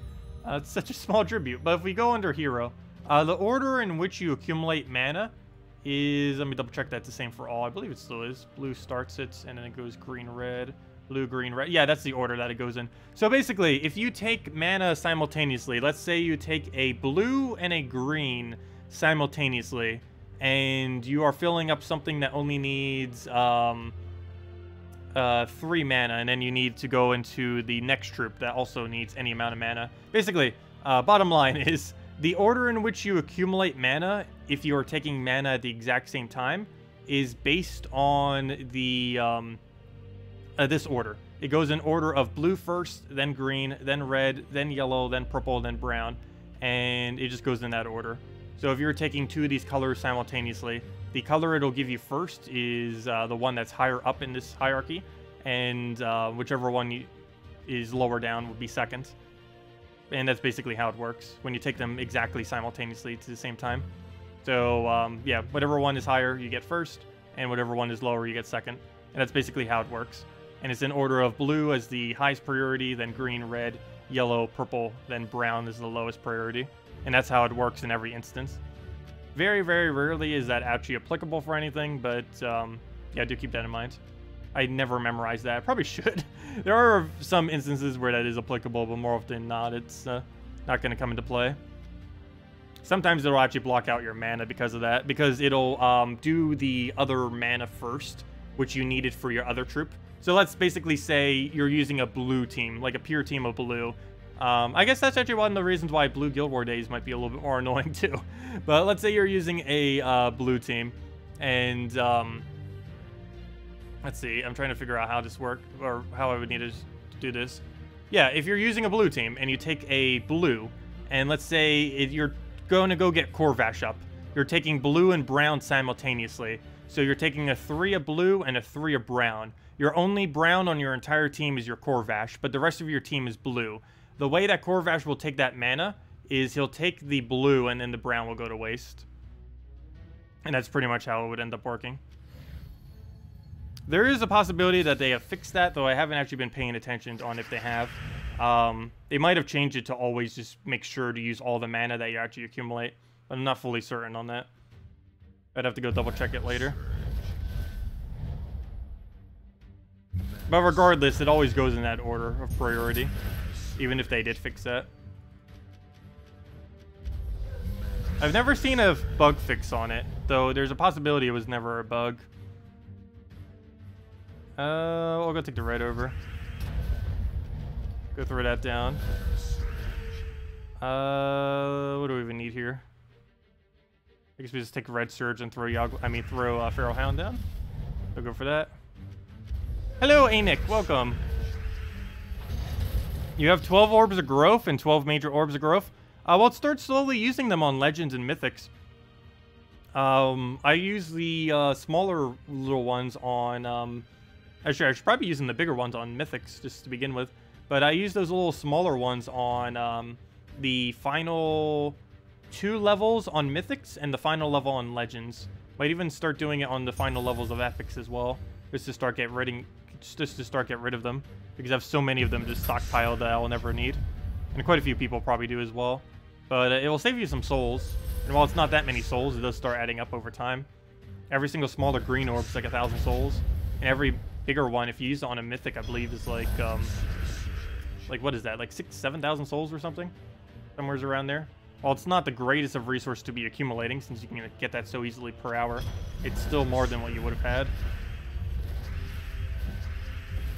Okay, let's go throw another Yog Guai down. Get that in there. Throw the other one. Then get another Yog Guai, take a poke.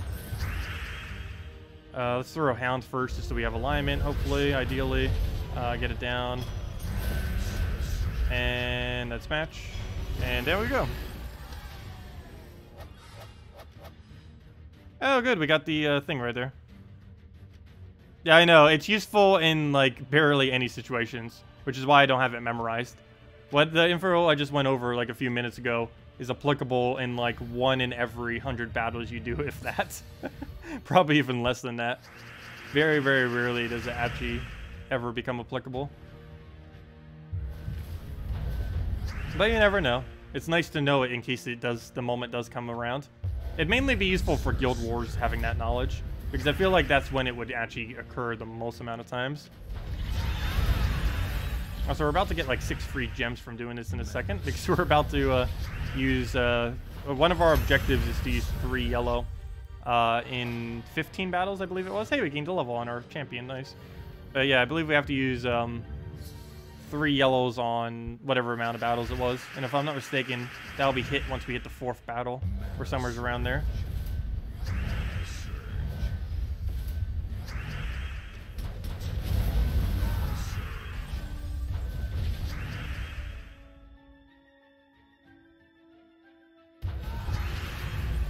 But yeah, it's always really easy to reference. All you have to do is just go under the collection page. But yeah, no problem for the info.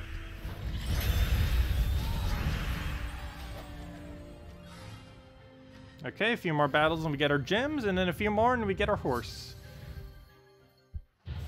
I don't know how close we are to actually getting that horse maxed. I believe we have it at Legends, but I believe we still need like 8 copies or something. We're starting to get really close to getting a lot of mythic pets though. While that isn't too big a deal, it's slightly more stats. You never know when you might need them.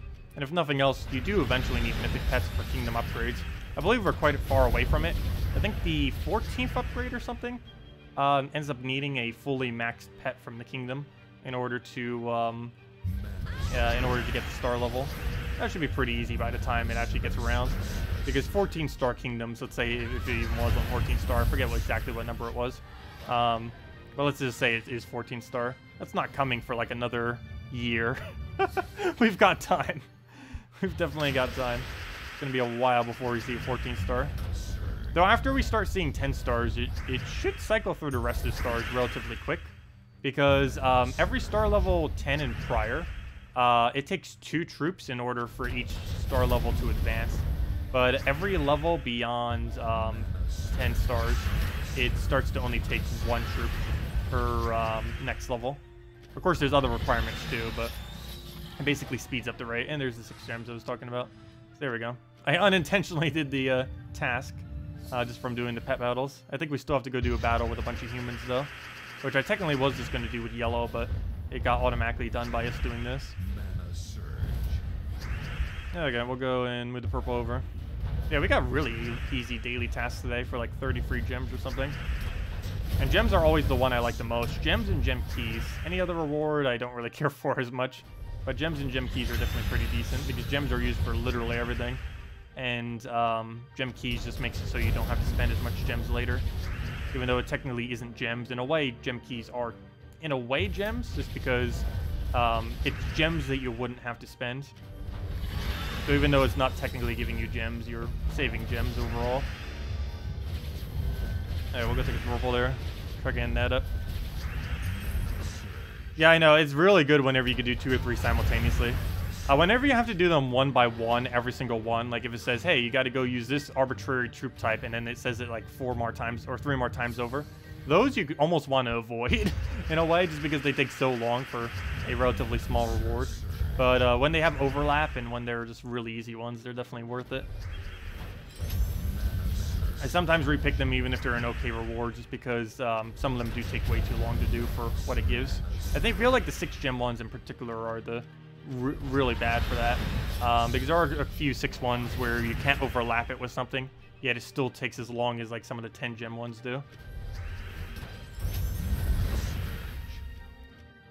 But they're still nice. Most of them come out to about 1 gem per battle, which isn't horrible. Alright, then we have these last 2 battles, and then we hit back to Bounty Hunter. Just finish out our pet, though. And if nothing else, we're gaining some decent HP towards our hero. I do want to make sure I have level 70 Bard by the time next Thursday gets around. Because as you guys may have seen, next Thursday is indeed the Bard event. There's also a possibility we're getting a buff to Wild Folk next week. They still have yet to confirm this, but they did mention they were planning on doing a buff to the Wild Folk, to the Pansvale Kingdom. Specifically to the Wild Folk within the Pansvale Kingdom. And given that the event for is next week, I assume they would do it then. There's a possibility they won't, but if they were to ever do it, that would literally be the most perfect time to do it, so I assume they would. Still not confirmed yet, though. But yeah, still, level 70 Bard, definitely pretty nice. You don't need to get any higher than that, which is why I'm not going to bother 100ing it. Also because we just wasted, or not wasted, but we spent a lot of time the last week trying to get the other one to level 100. And I'm kind of burnt out from doing that one. We'll go to that, and there we go. Yeah, we don't really need a max out bar. There's quite a few hero classes where the last perks on it are so bad that level 70 basically is max, and then you can just let it trickle in slowly over time when you're actually using it for actual teams to get the last of its EXP. And to a degree, you should almost be doing that with every hero class. Like, getting them, rushing them to, like, maybe, like, 40 or 70, and then the rest of their EXP just get kind of naturally by actually using the hero class for what it's supposed to be used for.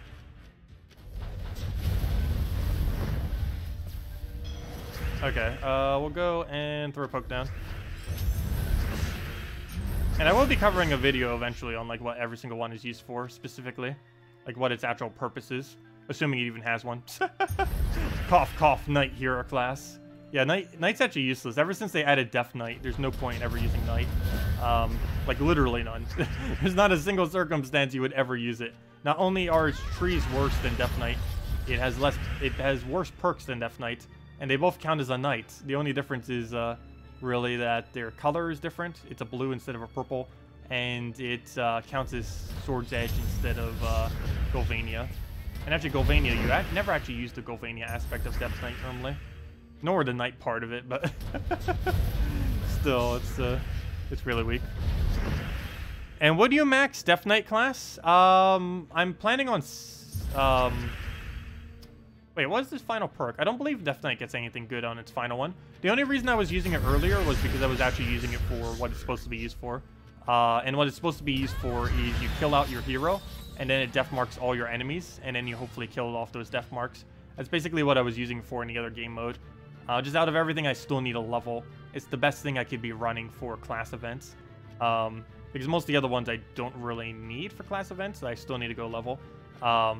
Because Bard, we wouldn't use enough yellows most of the time. Death Knight would work because we have the death marks. Knight is useless. Necromancer could be okay, but mainly we'd save that for soul farming.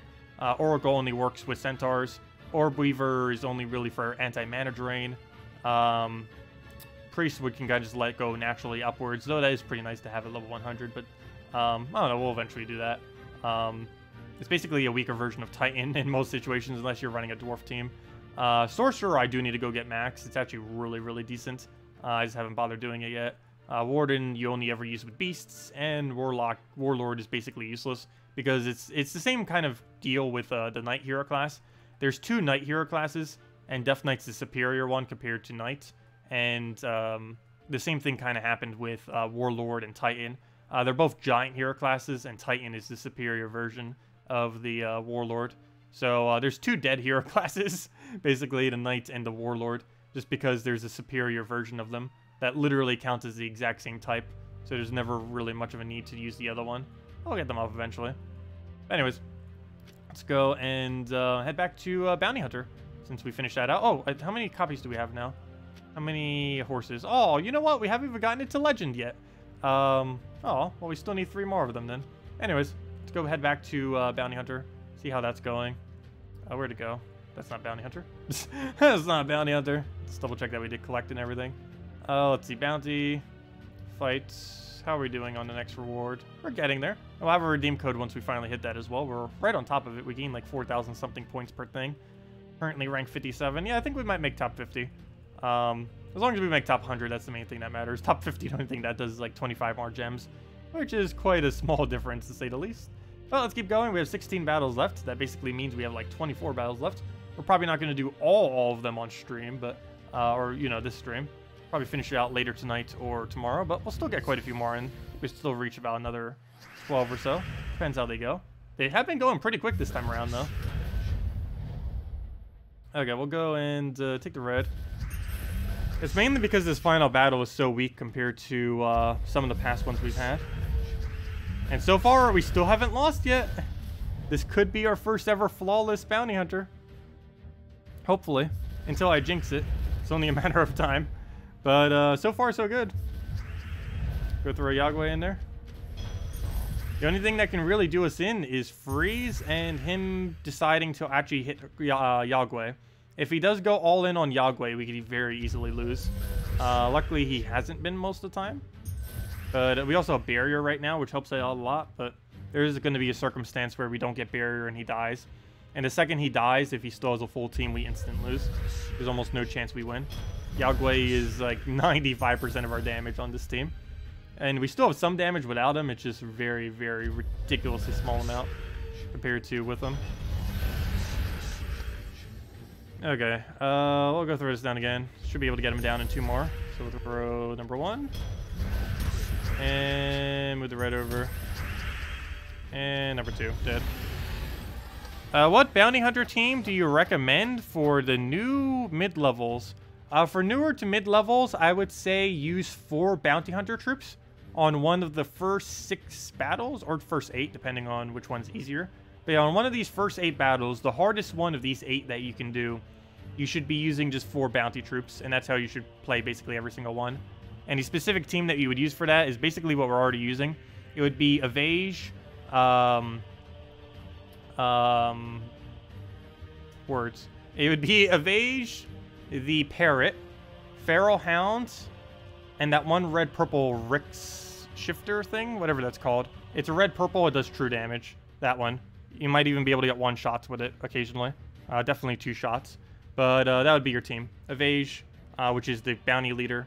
The Parrot, which is for silence and for some damage. The Feral Hound, which is for barrier spam and for some mana generation. And the true damage one, that one red-purple, the Rift thingy. And that's mainly for true damage, and it also allows you to reorder the enemy team if they're in a really bad order. Which is useful because they have Enrage on some of them. Yes, oh, did I say Evage? I mean Agave. Did I just say Evage? I like completely ignore he even has a G in his name. Wait, aren't G silence in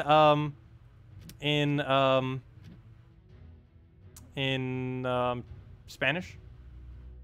I think I was right. Oh no, Ave? Isn't it Ave? Agave? I don't know. Evage. Oh, I see what I did. I mixed the V and the G. Dyslexia.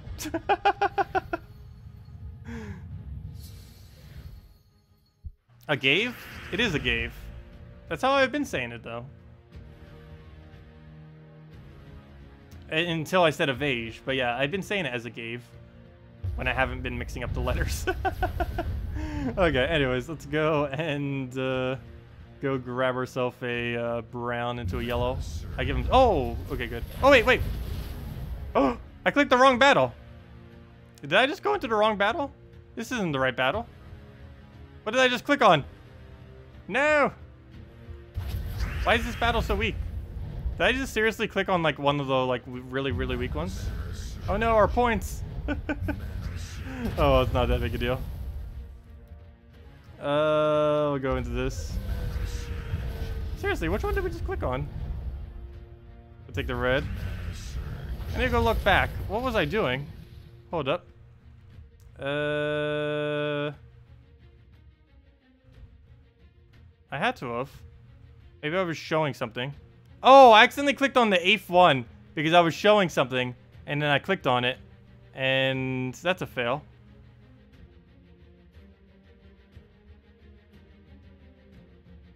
I think I did. Yeah, I just clicked on the 8th one because I was showing it to explain it and then I didn't bother clicking back. Fail.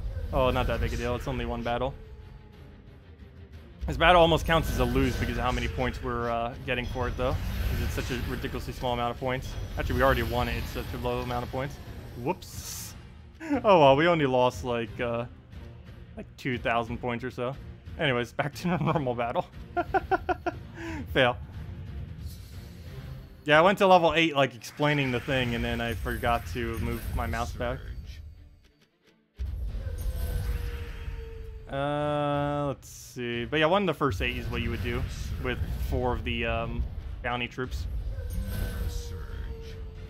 Oh, we don't have Yog Guai here. Let's go move that over. He'll take a skull. Oh, he gets it for free. Oops. I could have actually seen that. That was all within sight, and I didn't do it. Oh, well. What do we need here? I need a brown or a red. Neither are available. We're up against Valraven, so have to be very worrisome about that as I give him the exact color he needs. Let's worry about it by giving him exactly what he needs. Okay, we'll go and green I think would actually be optimal here just to go and grab it. We could actually go Pharaoh Hound. You know what, we'll go for that. Try getting that going. Take the red, get a Yog Guai. Should have alignment dead and win. Throw this down again, get alignment. Ideally off extra turn. Doesn't look like it though. He'll freeze us. We anti-freeze immediately. That also stuns him. Not like that's really applicable for anything, but move that down. Oh, I should just throw Pharaoh Hound there instead. Oh well. Go do that. It misses, of course. No alignment even either. I think we're just gonna go for a poke here, just to kill that out so we have to get Yog Guai properly. Oh, oops. He's got some Valraven mana. Go throw that down. He'll poke us some. He'll freeze us again. I do not have anti-freeze now either. We haven't cascaded it. We'll have to take away his yellow here. Hopefully he won't go for it. Good. So we'll take that to get some greens. We needed that anyways. Gonna take the red because we're frozen and need to counter out his yellow. Now we can take some red, so we'll grab that. Throw a Pharaoh Hound down. He's 1 mana off from exactly what he needs. That looks kind of dangerous. I don't even have a red or a green I could take here to get him to full mana. There we go. Now he's at full mana. I guess we give him his cleanse now and go from there. So we'll go and cleanse it, throw a Pharaoh Hound, throw a Yog Guai, and go from there. So we'll do that, throw a Yog Guai. How do we not have alignment? Do we throw it again? Apparently so. Do it again. We miss. Hopefully he doesn't get mana here. Good. Oh, he's going to get a freeze though. And he does throw on the right one. Oh, never mind. That's already enough damage. What am I doing? Could have won already. There we go. Let's see how we're getting. Looks like we have about 5 to 6 more battles, and then we'll give out a redeem code.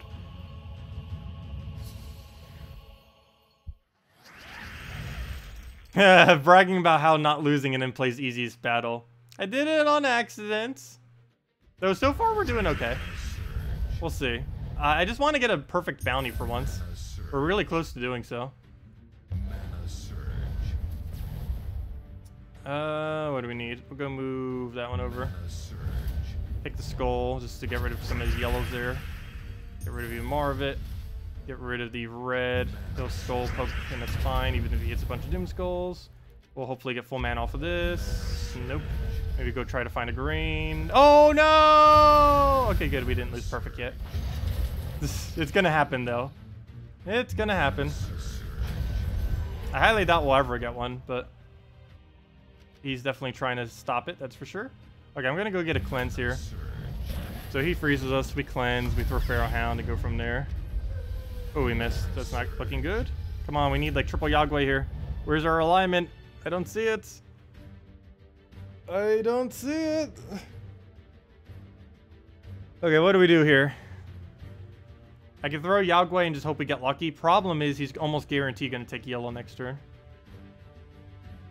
Is double Pharaoh Hound enough damage? I mean, is double Yog Guai enough damage to kill? I believe it is. No, it's not. Never mind. Okay, he didn't go for yellow yet, so we're good. We'll go and, at least for now, so we could throw yellow to red or throw this and hopefully get lucky. Okay, that works. I guess we throw it again and hopefully get lucky again. Okay, that works again. I guess we could do it a third time. Okay, so far so good, except we missed our extra turn there. And he didn't go for his mana though, that's good. Again, we don't have alignment, so, well, here, have another Pharaoh Hound. There we go. Okay, we should be fine now. So throw that down. I think we just throw, we don't have alignment here, but I think we just go for another Yog Guai just out of safety's sake to make sure that the Valraven dies before it does something that we will regret. So we're going to throw a weird Yog Guai here just to secure a kill. He'll freeze us, we'll cleanse, we'll throw this, and we are in the clear now. Nothing we can really lose, so we'll take the skull over, throw Yog Guai down. I feel the need to sneeze, but I can't sneeze. I hate that feeling. Feeling like you need to sneeze, but then can't. There we go. I needed to get that out for a while now. Anyways, go through Yog Guai down. Now I have a sniffly nose. But we got our bounty down, or we got the Valraven down, and we're almost there. About 3-4 more battles. And then we'll hand out a redeem code. Search YouTube for how to pronounce the thing. I have had some people say that the way that they pronounce the things is different though sometimes. They don't seem to be the most accurate.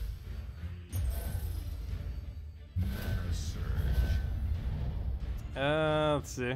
But did I actually get it on the camera? No, it looks fine. I didn't get it on the camera. I'd even do it towards the camera. I think I might have done it towards the mic though. Sorry about that. I didn't do it towards the camera. We'll go do it to the red. Take that. We get a nice Yog Guai down if we can. We're just gonna kind of let him sit there. It's fine. Not too big a deal. I'm gonna double Yog Guai down, and I mean, I keep calling him Yog Guai. I mean Feral Hound. Take the purple over, get a red. Go through another red. Hopefully, don't miss with this. It gives us another barrier as well. So everything we have, all of our important stuff's already barriered. So the barrier part of it wasn't too important, but get that down again. Take the red. Ideally, we have alignment right here, and I believe we do not actually. No, we do not. So we throw another one. Ideally, that gives it to us. And nope, we lose our turn, nor do we have alignment, so we throw it down again. That time we keep our turn, and we have alignment, so the exact opposites. Grab that again, take whatever else we might have laying around. Throw another Yog Guai if we can. And... we're frozen on purple. I don't think that's really applicable for much, though. It would be for the Feral Hound, but if we're just going to Yog Guai convert, it means nothing. Speaking of that, let's just go for it. We don't have extra turn, but it's enough damage, that's fine. Oh no, we actually extra turned off a skull, but it didn't count because we're frozen. Oh well. We actually do have a cleanse, but he already died, so it's fine. The way to get rid of freeze is have the troop die.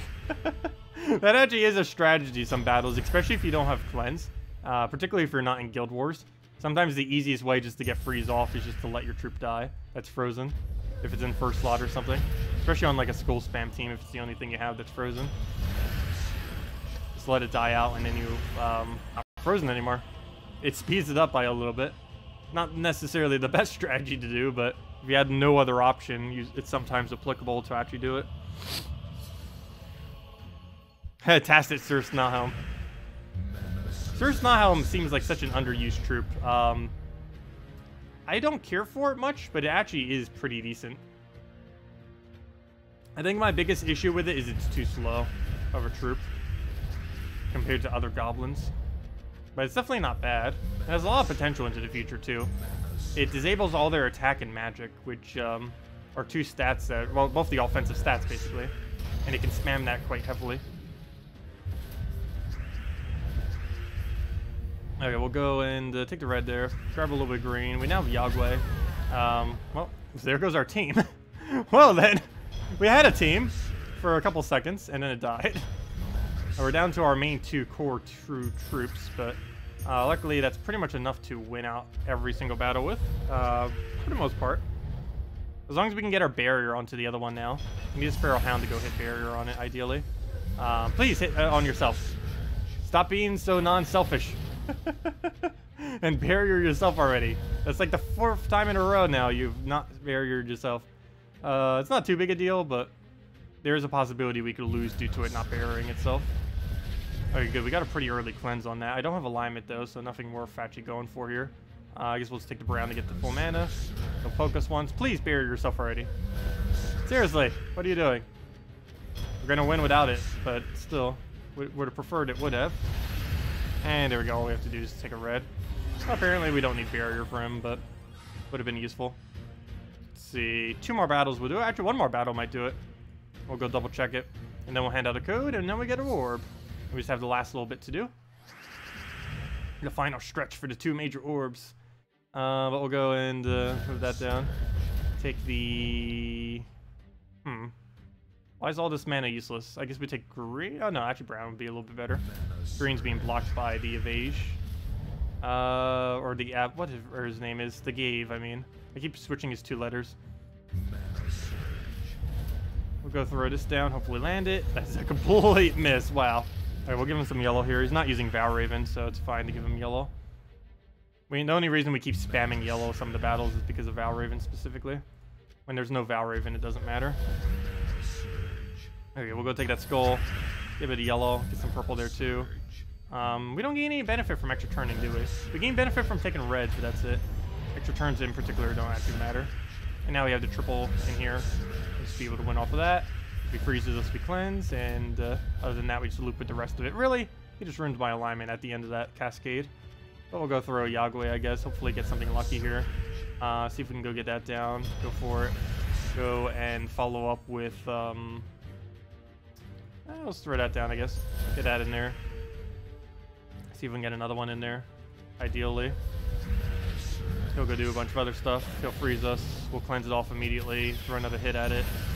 Throw another hit at it. And that's matched because we get another one! And there we go. That's what I love about Yog Guai too. You can get like 2, 3, 4, sometimes even like 5 or so hits all in a row. And, oh, you've got to be kidding me! We're, one battle short by like a few hundred points from that final one. Also, it just started downpouring out of nowhere outside. Wow. But let's go do this final one, and then we'll have a redeem code. And there we go. Just say a cactus. Yeah, the cactus guy. Let's call him Cactus. Cactus guy. Actually, that's what the title says for his name. Didn't I just call him Cactus? Yeah, Cactus Bounty Hunter. Oh, hello. I moved my screen off for a second, and I come back, and apparently he's he's mid-screen. That's the second time that's happened now. It's happened actually several times, but most of the time he's only been like slightly off. This is the second time he's been in the middle of the screen. What's bad about this is I actually can't move 2 gems. I can't move that gem, and I can't move that gem. Nor can I see what they even are. So that's bad. Hopefully they don't become applicable. This can be undone by just taking a skull or doing anything with him. So hopefully we randomly find a skull, or else he's going to stay there for a little while.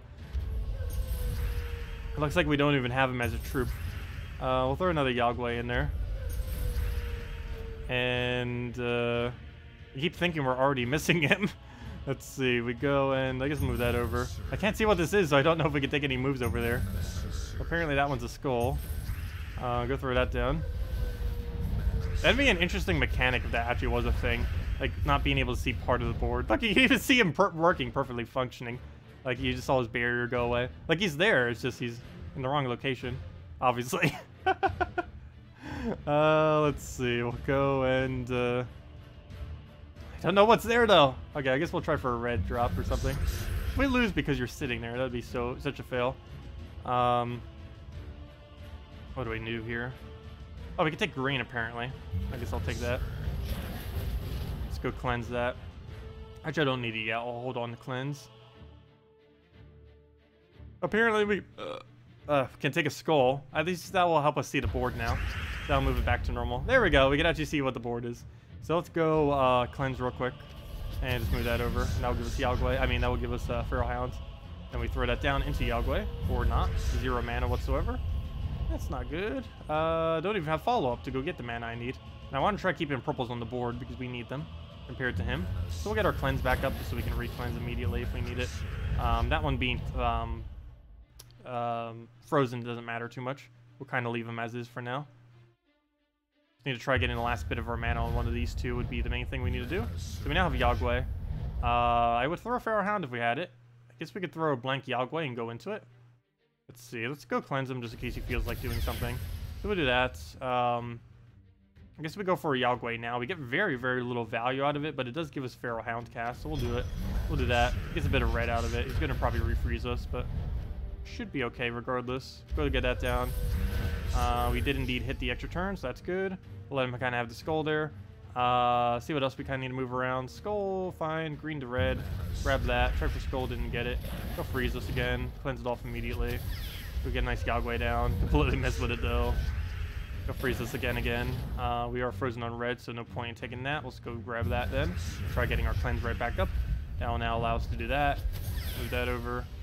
And take his last little bit of mana. Throw it down full. Let me actually take a green here so we get Yog Guai. Oh, oops. It got blocked by the thing. Okay, that's fine though. We'll go take that red.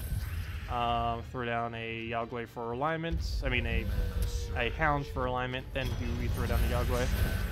And that should pretty much be mapped. Move that over. Grab another one. Extra turn it. Should have alignment here. No, we do not. That's a lot of mana though. But no free turn. Guess we throw Feral Hound then. We do indeed land it.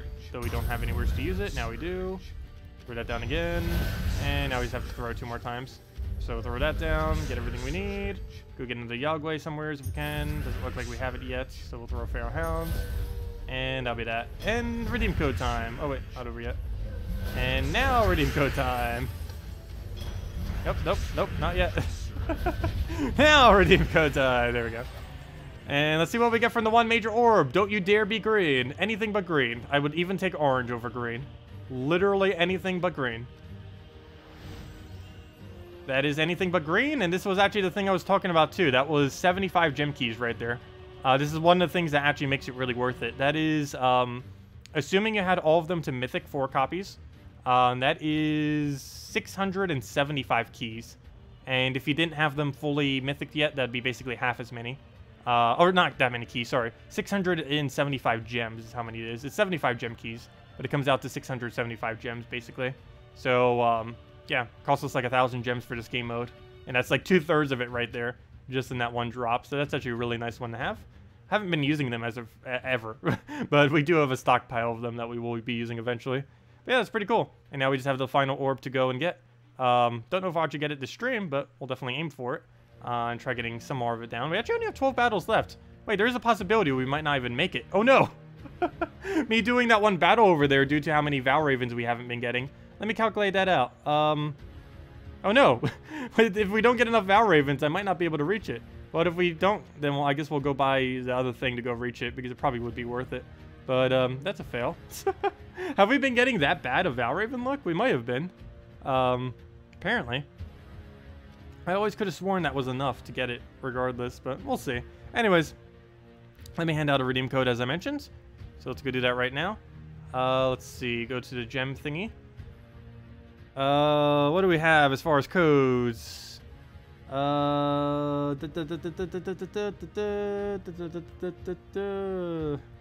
go with Cowabam. That one seems fun. Go with that one. Copy all that in there. Copy. Save it. And so we know we used it. Double check the code sites. Click back. It should already have our name in there. Oops, I didn't mean to click all the way back. Click on game code. Click on my thingy. Click on the other thingy. Say redeem. Code does not exist because I added a space bar. How about now? Boom! Correct. Okay, sweet. It works. Let me go put that in the thing below. Double check. Go into the redeem code. Put that right in there. Put that right there. Boom, boom, and there it is. Kabam! And it's apparently too large, so let me go move that back. There we go. Click OK. Move that down, and let me go post it into chat for you guys, so you guys can just copy paste it. But there you guys go. There's the redeem code. Use that on gemsofwar.com underneath the game code section. And your invite code can be found underneath your settings menu. Whatever your game says there is what you put in. The redeem code is found below, as well as you can just copy paste it into chat, or from chat, I mean. And you use it on gemsofwar.com underneath the game code section, or simply click on that link. And they did make a nice new shiny page for it as well earlier on. But yep, I know, no scroll today, I remembered. And it gives the same reward as always: 2 treasure maps, 1 gem key, 200 souls, and 2,500 gold. And with that 1 gem key, that is the 3rd gem key we need to actually open 3 gem keys today. So we get 10 free gems from that, from the daily task thing, and there we go. And that's that. Unfortunately, we got horrible drops all 3 of the keys though. But now all we have to do later is kill a bunch of humans for 10 gems. I mean, use a bunch of humans 15 times over, which only takes like 10 minutes or so, by using a dragon soul in first slot or something. But anyways, let's go and yeah, let's go do a little bit more bounty hunter. Of course, that was the main objective of this stream, and we've done pretty good on that. We almost actually finished it. I don't think I've ever actually finished the entirety of bounty hunter in one single go, but we might actually be able to do it. We might as well at this point. We're already so close that I think we're actually just gonna finish bounty hunter this stream. Might as well. This is the first time you watch you live. Well, glad you could join us, Jay. And just wanted to say, keep grinding and helping people. No problem. Glad I could help. I know. And hello, Jay Williams. Welcome. The long hellos. Yeah, if we ever get like those little emoticon things for YouTube, I definitely need to do that. I mentioned it on one of the other streams, but I'm totally doing that when we finally get the subscriber thingy. Kind of like what Twitch has, except for YouTube. We need a HE, a LL, and an OO, so people can spam hello in really very large text. And I believe those work similar to how Twitches do, in that you would be able to use it in any live stream on YouTube or on YouTube Gaming. We'll go take the brown over. Go on to Reds. Unfortunately, they wouldn't go over to Twitch. Because, of course, they're 2 completely different platforms. We'll go throw that in there. Go and I don't need to cleanse that. I might need to. If we go throw a Feral Hound down, we might need to for that one. I'll take the red over the last other little bit of red. Throw the Hound in there. Actually, before we do, let me go cleanse him. He's not dead yet, so we will go do that. We completely missed. That's not good. And I already used my cleanse. Oh, good. He killed it out, though. Normally, that wouldn't be a good thing, but it actually helps us because now we're not frozen on anything, so that's good. Oops, I thought that was extra turn for a second. I didn't see the other cascade. Whoops. Well, not too big a deal. We got our cleanse back. I'll go take a little bit of red. Go from there. That's almost full Feral Hounds. We'll go take the red over. Throw Yog Guai. I mean, throw Feral Hound, then Yog Guai. He ruined my alignment, but he brought it back as long as he doesn't do something weird. I hope he's still doing weird things. At least he didn't freeze us or something. So we need to reset up this board so we can actually do something. So let's move that over for now. He'll just go cascade a little bit of mana.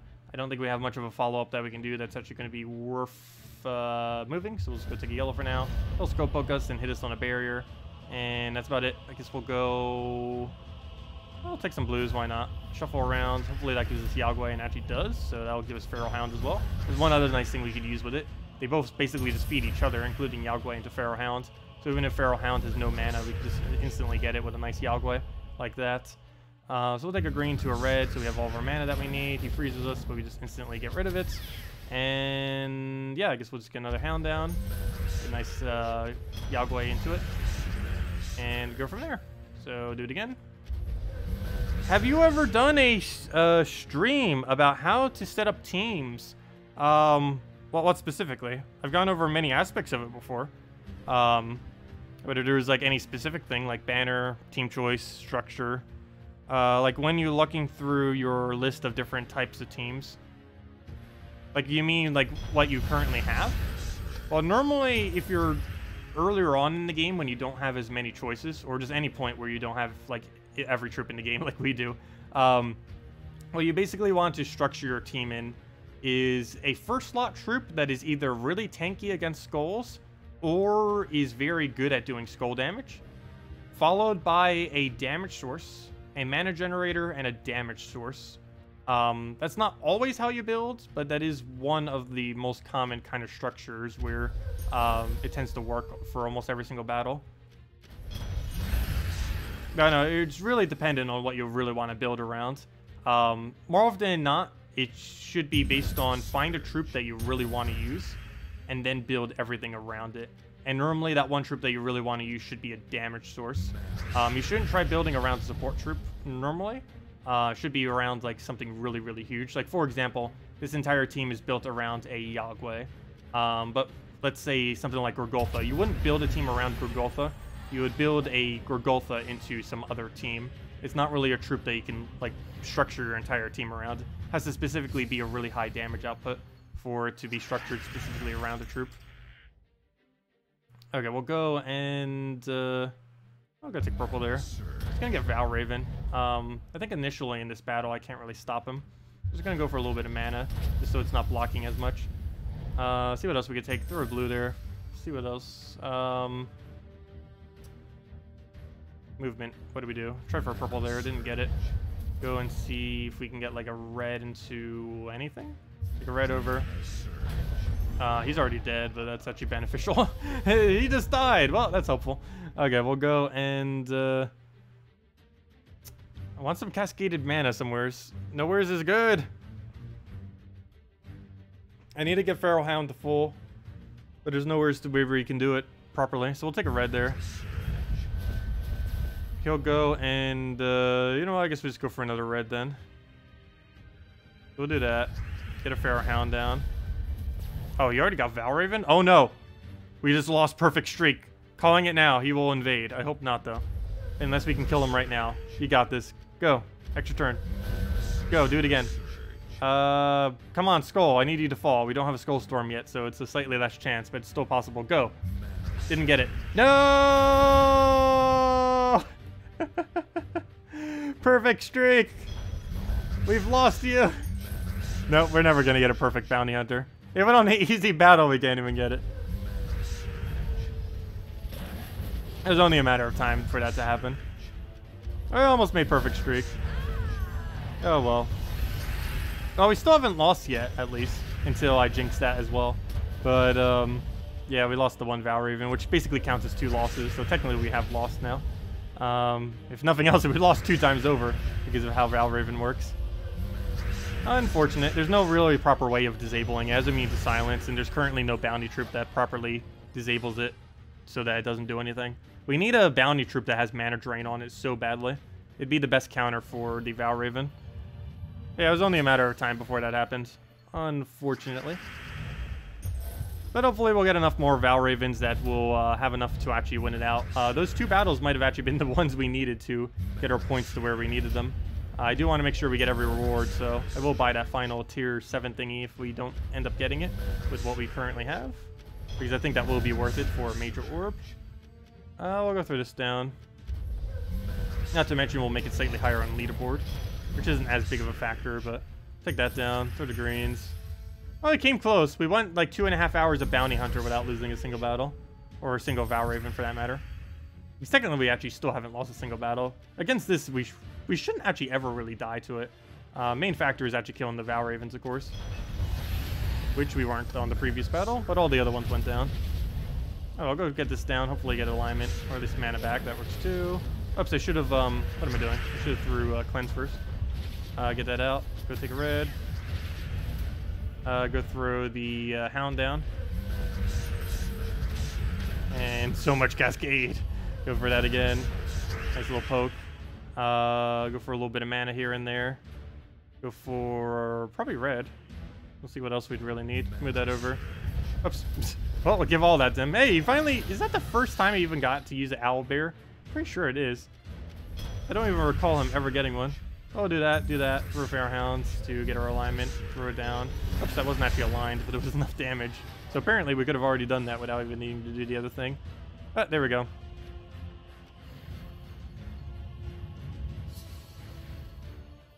Oh yeah, you do get 4 more every single day as well. That is a factor as well. So we technically have 8 more than what we currently have. Oh yeah, I don't even need to do more then. So if I deplete all my battles now, that's actually fine because we still have 8 more. I actually completely forgot about that. I was so used to how it was yesterday where you get them all on the first day and then you don't get any more. I keep forgetting it is 4 per day, isn't it? So that would mean we do have technically 8 more sigils than whatever number our sigils show right now. Okay, so I guess we'll wait it out then, if that's the case. Well, that is the case, so yeah, we'll wait it out then. I wouldn't actually need to get that final pack. I don't know how I completely forgot about that, but yeah, that is a factor. Go take a red here. We have a Valraven here, though. Apparently, it's going to escape 2 times in a row because this battle's going pretty bad already. I'm going to take a brown here. It's fine if he takes a little bit of yellow. Oh, wait. Hold up. How are you already full mana? What? You'd better not escape. How are you already full mana? I didn't realize it was that close. We might lose 2 Valravens in a row. Hopefully not. I think we have Yog Guai loop right now. So let's just not lose it. We'll take that. Oh, bad board. Throw this immediately. Nope. Okay, good. He went for skull. Go for that. Throw Fair Hounds. Come on, we still have so much to kill through until we actually reach it. Okay, we have these 2. That's fine. I think I'm going to go through Yog Guai here and just hope we get lucky. We only get this 1 red. No! 2 Valravens in a row! What are you doing, Valraven? What are you doing? What do you think you are doing? Well, that's the 2nd one in a row. Not too big a deal, though. I believe we still make the 250,000 we need. And that's the main thing that matters. As long as we make 250,000 by the end of the week, that is the main goal. I believe any amount of 250,000 does make leaderboard. Even if we do it a little bit more sloppily by losing 2 Valravens in a row. I think it's just from doing too much Bounty Hunter in a row that I'm starting to lose the touch on it. Because, yeah, it's going downhill quick. Maybe we should just stop doing it. Stop while we're behind. I think that should be what we do, actually. We're just going to stop for now. We'll do more of the battles later. We'll have the other 4. I think we just stop, recollect ourselves, and come back to it later.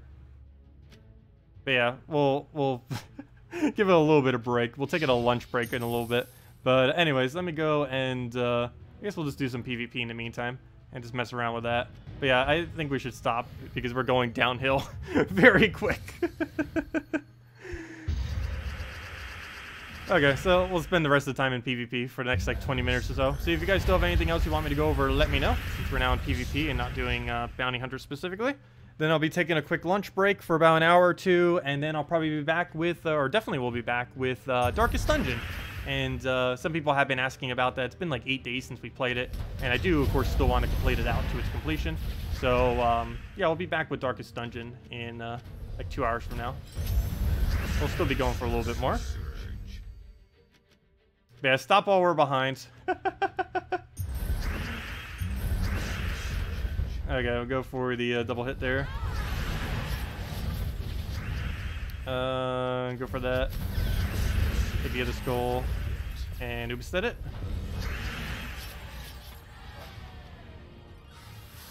Good evening, Tim. Welcome. Also, on board, the one below should still be active, I believe. We gave out 2 codes already. The one below is the second one, and we'll have another 2 tomorrow as well. Good evening, Tim. Great to be able to catch you live stream. Glad you could join us after a long week of work. Suggestion on replacements for Yog Guai and the bounty team. Infernus, which is obviously more expensive, but really any heavy red or purple damaging troop, either using red and or purple. So, let's see, Infernus, Dragon Soul, trying to think of some really big ones that are actually cheap enough to own. But basically, search every red and purple you have, and the biggest one of those 2 colors that can do damage you put in last slot is basically what you should put there. Though Yog Guai definitely is the absolute best, for sure, if you do have it laying around. I don't know when his next event is coming. Whenever it is, I do need to make sure I announce it. I don't believe he's actually been available since Bounty Hunter was created, surprisingly. I don't think there's been an event for his thing. When it does occur, it's going to be really relevant because Yog Guai is so insanely good for Bounty Hunter. There's a few things you actually use him for, but Bounty Hunter is definitely the most noteworthy thing where he actually gets used. Hello, Hellcats, welcome! Oh, you even have the image set as your thing. Very nice. How can you make the team cheaper? Using I know, right? How can I make the team cheaper? Oh, just use an Infernus. Well, there are people who don't have Yog Guai who do have Infernus. There are instances of people having mythics when they don't have the legend. It is possible. It's not likely, but it is possible. Is Doomclaw a good troop? Yes and no. It's, in theory, pretty decent. It's the best Enrager in the game as well. The biggest issue it has is it's really inconsistent. So if you're using it for something for Guild War days, which I do very occasionally, it's strong, it has high impact, but it's completely luck-based on if it will get its Devour. And there are many times when you really desperately need it where it never hits the Devour that you need. So it's a high-risk, high-reward kind of troop. More often than not, you don't use it due to its high inconsistency. But when it does feel like being lucky, it's insanely good. You can get almost triple kill off its ability plus double Devour. Though very rarely would it actually do that, but when it does, it's a very high impact. It's 2 individual 25% rolls into 1 really heavy single target damage. But if you hit even one of those 2 Devours, you're pretty much good to go every single time. Oh, come on, Ubistet. Kill out the annoying Yog Guai, so we don't have to deal with him. Go for skull spam here. Oh no, he just ruined it. No! I was gonna use that skull spam. Can you end your turn? Hello? Hello? He's gonna like take an infinite turn right there. Grab all that mess. He's actually gonna get several skulls because he didn't actually turn that, but it's fine. He actually has Hunter's Mark too. He's still using Assassin from earlier. Oh, he's even using a backup. That's annoying. Is he seriously gonna kill me off a backup? Is he seriously gonna kill me off a backup? What even's happening? He might actually win off a backup. I have lost the backup before. This wouldn't be the first time. Though this would be one of the oddest ways to lose to it, though, if this was the one we lost to. He also gets to steal my gold. If you look at my gold, it's actually going to go down to 0. Okay, never mind. It didn't go down to 0. Why did it only steal 4? He steals 26 gold, yet it only stole 4. That's weird. But yeah, he might actually win. What do we do here? I guess we take a green. Oh no, he just got... Really? Really? That's not good. Let me move that over. Huh. That's bad. That's pretty bad. We actually just lost. We just lost to backup. We lost to him backup while summoning 3 things. There's nothing we could do to win here. Except get a really lucky extra turn by doing this. Which we didn't get. And dead. Wow. That's a weird way to lose the battle. But we lost to it. Wow. That is such an annoying trait. Every single time he killed him, he had it at almost 100% rate, it felt like. But it happens. Yeah, he ended up getting 3 bandits off it. Definitely the most annoying perk in the entire game. It's not the strongest perk in the entire game. It's just really, really, really annoying. It also makes battles take forever sometimes. Hello, Sans! Welcome! Glad you could join us again. Alright, let's go take this one.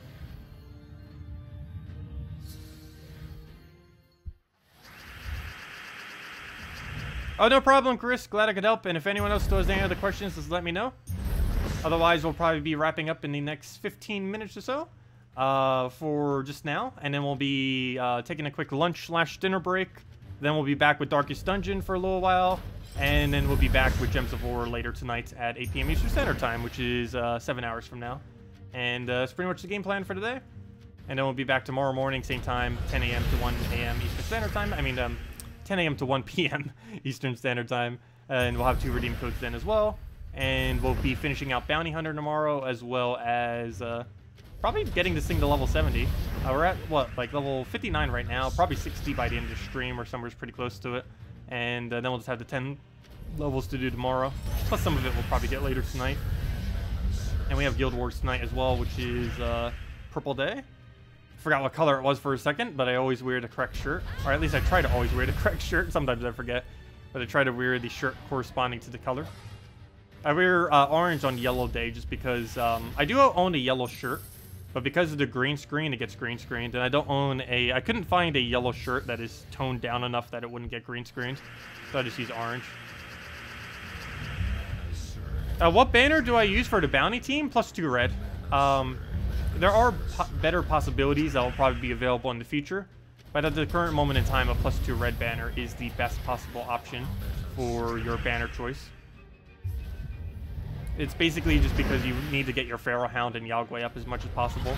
They both also create a lot of red, so once you get them looping, it makes sure that they keep looping.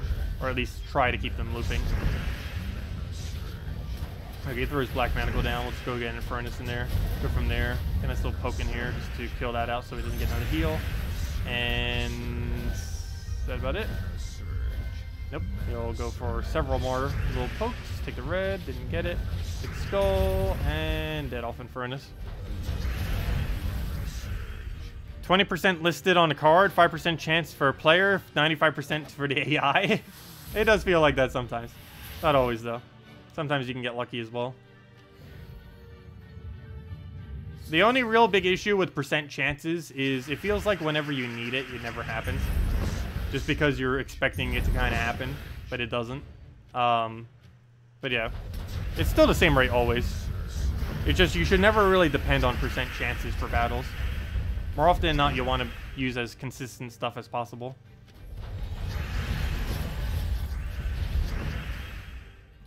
Let's see. We'll go for the purple. Go for Furnace. He'll nearly die off of that. He's gonna get summoned. I can't stop him though. And he'll do that. Looks like a little ice thingy that doubles the thing. Oh yeah, that's an ice giant from the new kingdom, or at least the most recent kingdom. It's not really new anymore, but that's kind of new. What battle is the best to stop at and start repeating the week? Wait, what battle is best to stop at and start repeating this week? Do you mean for Bounty Hunter? 20 is the best one. For lower level range, I believe it's 7, I believe it was. I forget which one it was at a lower level range. But yeah, it's either 20 or... the 20 one's actually really easy. It's the only thing that's a threat is the freeze off of Urskea and the fact that they just have high stats, but that's always going to be the threat on that battle is high stats. As far as the lower level ones, I believe level 6. Yeah, I believe the 6th one You want to try kind of avoiding 7 and 8, mainly because the Dire Boar, I believe, might hit too high on you at a lower level range. I'm not fully certain. If Dire Boar isn't an issue, you could go as high as 8 and probably get away with killing out this battle. I don't think you can go much further than that using 4 bounty troops, though. Yeah, probably 3 or 8, most likely, one of the two. But, I mean, 6 or 8, what did I say, 3? Yeah, 6 or 8 at lower level range, or 20 if you can reach 20. If you have the stats for 20, you should be doing 20. Because it's actually a really easy 20 this week. The battle before, it's actually really hard, though, the 19th battle. But once you make it past that, it's you can just farm up to 20 like crazy.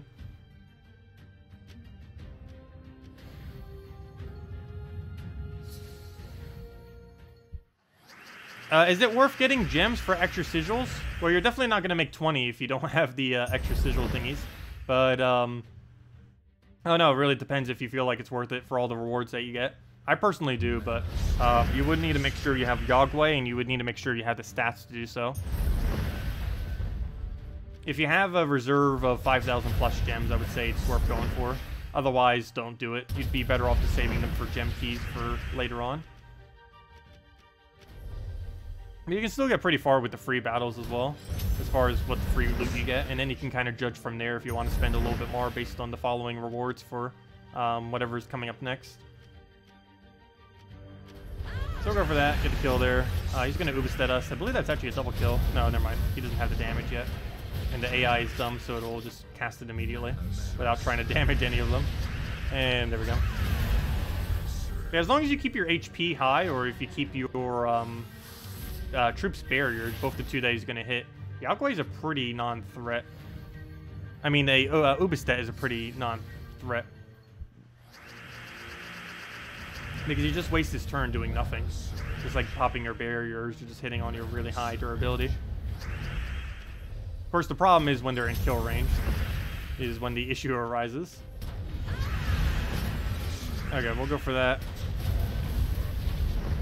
And, oh yeah, I keep forgetting, we're getting 1 to all stats. We're still using Bard, so I was wondering, like, earlier why our thing was hitting so high. It's because we have Bard this entire time. We keep getting stats more and more. Oh, wow, it's starting to get really cold in my room because of the rain. I almost feel like going out in it. Oh no, do you guys ever play in the rain? I still do that. Oh no, I just like how it feels. Do you remove at, do you remember at which level in Bounty Hunter did you switch Yog Guai? After the 8th. You can technically go to about 10th or 12th. I generally switch out after 8, mainly because I don't want to lose Val Ravens. Because the amount of value you would lose from losing a Val Raven is way higher than the amount of points you would gain from having those troops in there. Also, it starts to get to the point where the team starts to slug, so you win so slowly that for time's sake, it's better just to switch to Yog Guai at that point. I believe some people go all the way to like 10 or 12. I personally switch at 8, though. You can technically even switch earlier than that if you really wanted to, but I go to 8 and then I switch to Yog Guai. That's how I play basically every event. But you can go a little bit further if you had a very limited amount of sigils. You could probably go all the way up to 12 and still decently kill them. It would just take forever. Alright, we'll go through Infernus down. And what are you doing, Sunbird? End your turn. Not like that. Okay, now we need to go kill it again. And we'll throw another Infernus at it, and that'll be that.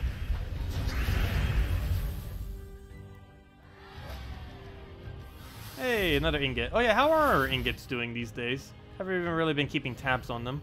I think we used them all the other day on like Wednesday or something. Often I don't bother converting them all. I feel like I only do it a couple times a week.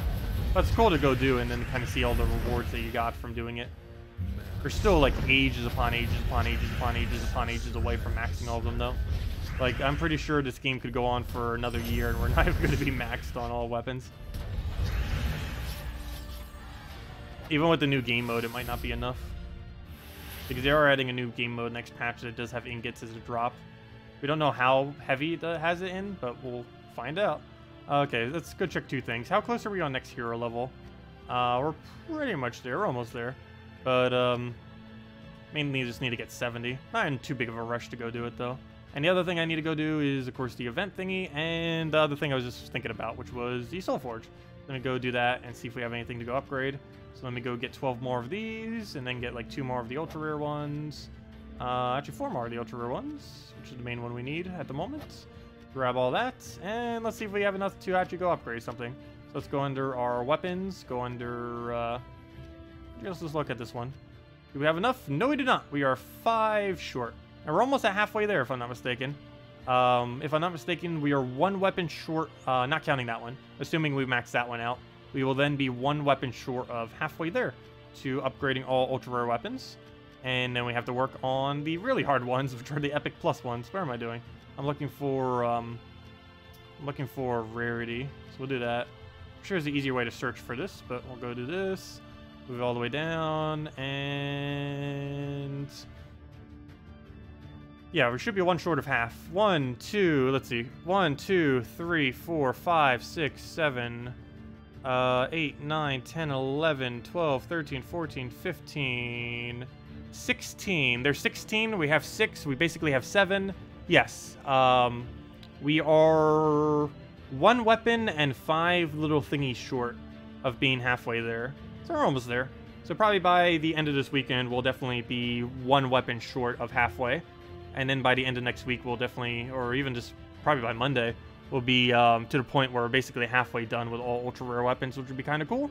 And yeah, then we move on to epic after that, of course, and just keep going down the line. Oh yeah, that reminds me. Speaking of epic weapons, Praise Seeker. I don't think we maxed you out yet, have we? So let's go do that. Let's go get Praise Seeker to max, and boom, there we go. We now have our first epic weapon maxed, and is the Praise Seeker. It actually has one kind of interesting thing that it can do. It has Hunter's Mark all enemies, which is kind of cool. It also explodes a skull, which isn't too bad. And it destroys 3 random green gems. So everything about this weapon actually isn't horrible now.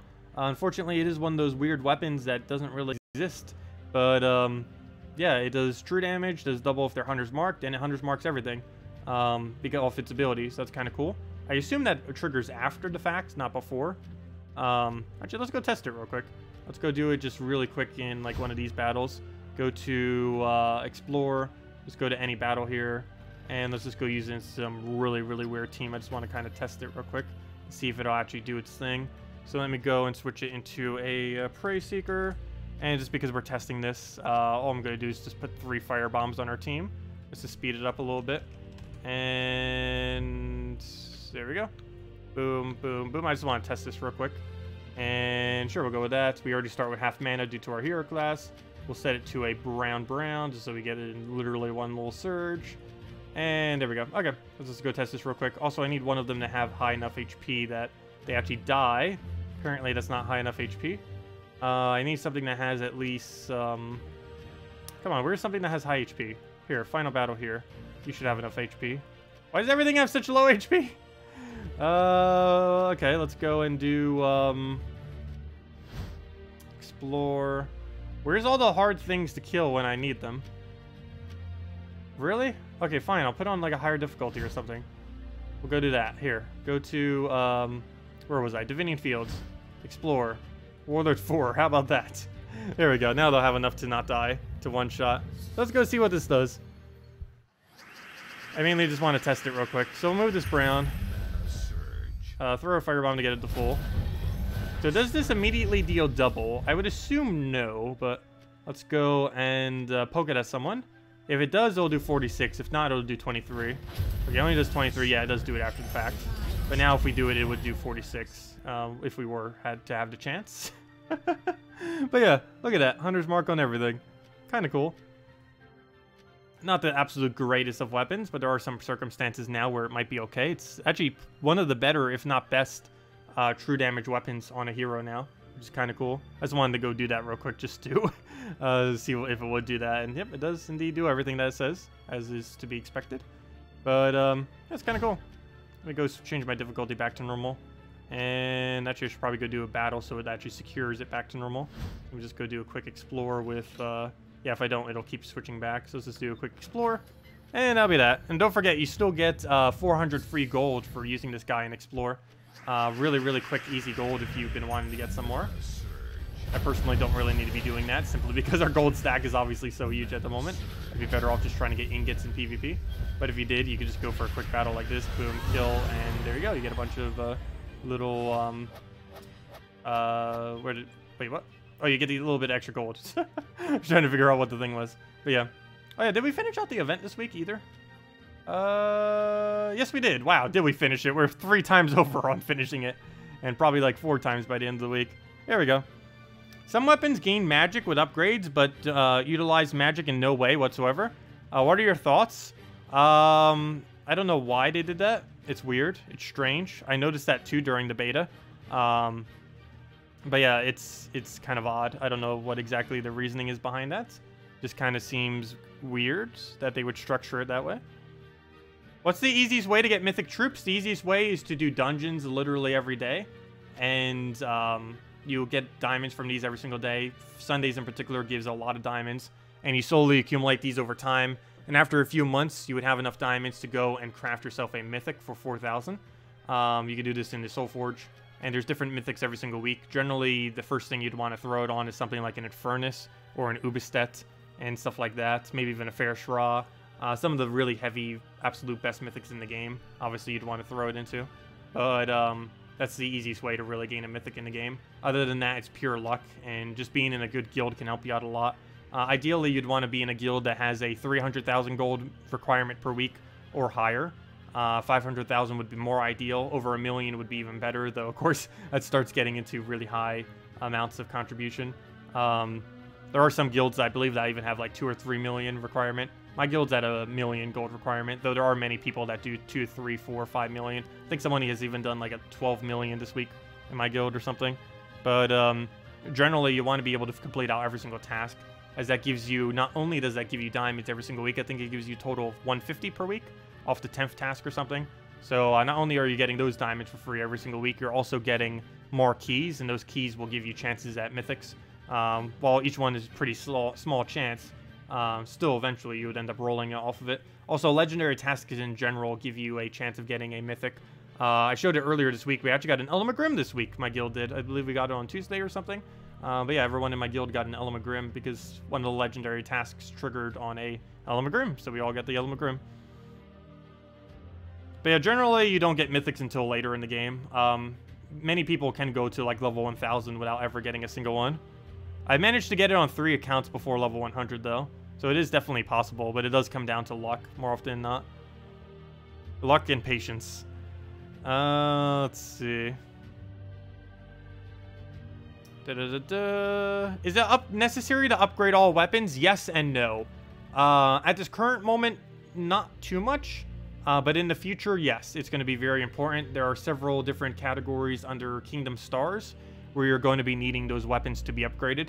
So I'm just preemptively doing it so I don't have to do them later, because it's better to have them done now and then just automatically have the Kingdoms upgrade than it is to have to go out of our way at a later point to try to farm them. New game mode coming in next patch may be able to farm ingots pretty well though. So maybe we will be able to kind of have a way to focus it down. Kind of like how Explorer can focus down arcane trait stones. We might be able to finally have a game mode that can specifically go for ingots. At the moment, basically the way to farm ingots is spam PvP like crazy, which isn't really giving you specifically ingots. You're getting ingots from it, but it's just a small reward from it. It's not the main component of what you're getting. What is the bounty troops I end up using? We end up using the standard bounty. Pretty much what you use every time. The whatever the troop is, followed by a parrot. Though on this final battle, I did switch it to Sister Superior because there's a freeze here. So in order to counter this freeze, I went with Sister Superior to cleanse it. Feral Hound Yog Guai. But yeah, Feral Hound Yog Guai is basically always what you run, assuming you have it. It's the strongest possible combo in all of Bounty Hunter. And you could win every single battle for just those 2 troops. Sister's just here for cleanse, and Agave is just here for his bonus. And that's it. You could even put the Agave all the way in last slot if you really just wanted to kind of get rid of it to not really have it. I just personally put it in first just so it tanks for us. It's 20% extra stats, so it's a little tanky this week. It doesn't have any skull mitigation, but still, it gets the job done. Can I suggest you what's first for easy leveling because you're a newbie and easy cheap deck? Well, generally, if you're building really early on in the game, one really nice thing to have is a Alchemist triple goblin rocket, if you can build that, or an Alchemist Hellcat double goblin rocket, or an Alchemist Moneylender double goblin rocket. With that last one probably being the easiest one to actually do. Alchemist Moneylender double goblin rocket with Alchemist up to his first 2 traits, and the goblin rockets ideally up to his first trait, which will give you 3 fire links, which will give you more red mana whenever you take reds. And basically you just throw Alchemist down into Moneylender, you then throw Moneylender, you then keep spamming goblin rockets over and over again, and then you win out the battle. It's ridiculously cheap, and it wins throughout almost the entire game. It's really bad against freeze, but other than that, it's enough to win most battles. But yeah, it's this team right here. I'll go show it on a slightly weaker team just because it's going to take forever to win with it. Just because it's kind of one of those teams. It's not like a really slow team. Like early on in the game, it's actually pretty decent. Let me just show it on this real quick. It's just later in the game, compared to the stats that you're up against, it's not worth using. But when you're a newer player, it's definitely perfectly fine. But it's this team. Alchemist. You can also end up eventually replacing it with a better damage source instead of double goblin rocket. You can use one of the heavier reds in the game instead. But it's this, and double goblin rocket. This is one of the strongest early game teams that you can ever build as far as consistent winning is concerned. And for the banner, we just throw it into a double yellow. We already have pretty much all the red we need off of red link there and double red links here. You only need his second trait and this thing's first trait. Moneylender doesn't need any traits, and the rest of them you don't really need. It is okay if you had this guy's merchant, I guess, technically. Though it's like a lot of trait stones to have to waste just to get it, so I probably wouldn't as a newer player. But anyways, let's just go show this battle real quick. Oh, for all 4 bounty hunters, my bad. It would be the same thing, except you would run with Evage. It would be Evage or Gave, whatever the raid thing is this week, or the bounty captain. That one that you get from the gem thing. The Evage, the Cactus guy, followed by a Parrot, followed by a Feral Hound, followed by the Rift's Guardian thingy, the one red-purple that does true damage. That'd be what we'd use for the earlier battles, if you're going to run all the battles. Alright, we'll go take a green over there, grab that, take skull, automatically move that over. Oh, I should have taken that for the brown. Oops, I could have actually gotten all that brown right there. Oh, well, we'll go throw a alchemist down or something. Yeah, I'll go take that for now. Go see if we can just take a skull. See if we can go get a nice convert anywheres. We'll go take browns. Go and do that on all the browns right over there. Go and get a nice goblin rocket. Oops, that's not what I meant to cast. That's not a goblin rocket. But it's fine still. Let's go throw these anywheres, doesn't even matter. Let's throw them quickly for the kills. Just so, because we already have the convert. And you just keep repeating the cycle until you win. And that's pretty much this team in a nutshell. And it wins through the entirety of the game. There's almost nothing that this doesn't kill. While it might kill it at a slow rate sometimes, depending on your stat difference, it's pretty much free win anytime you ever bother using this. Assuming you're not frozen. You can also try aiming these if you need. Like, for example, we need this to be aligned, so we're going to go do this, so we can go now get an alchemist there. And just do it like that. And then we just throw it right into Moneylender, he hits his thing, and you just keep doing it and do that. But yeah, that's pretty much... Oh, he's still alive. We'll go do that and kill him out with that. But yeah, that's pretty much what the team looks like. It's a really good way to learn board control, too. Because basically the entire time you're just doing that over and over and over again. So it's a kind of nice team to... mess around with. But yeah, that's what you would use for early game. Anyways, guys, gonna be back in a little bit.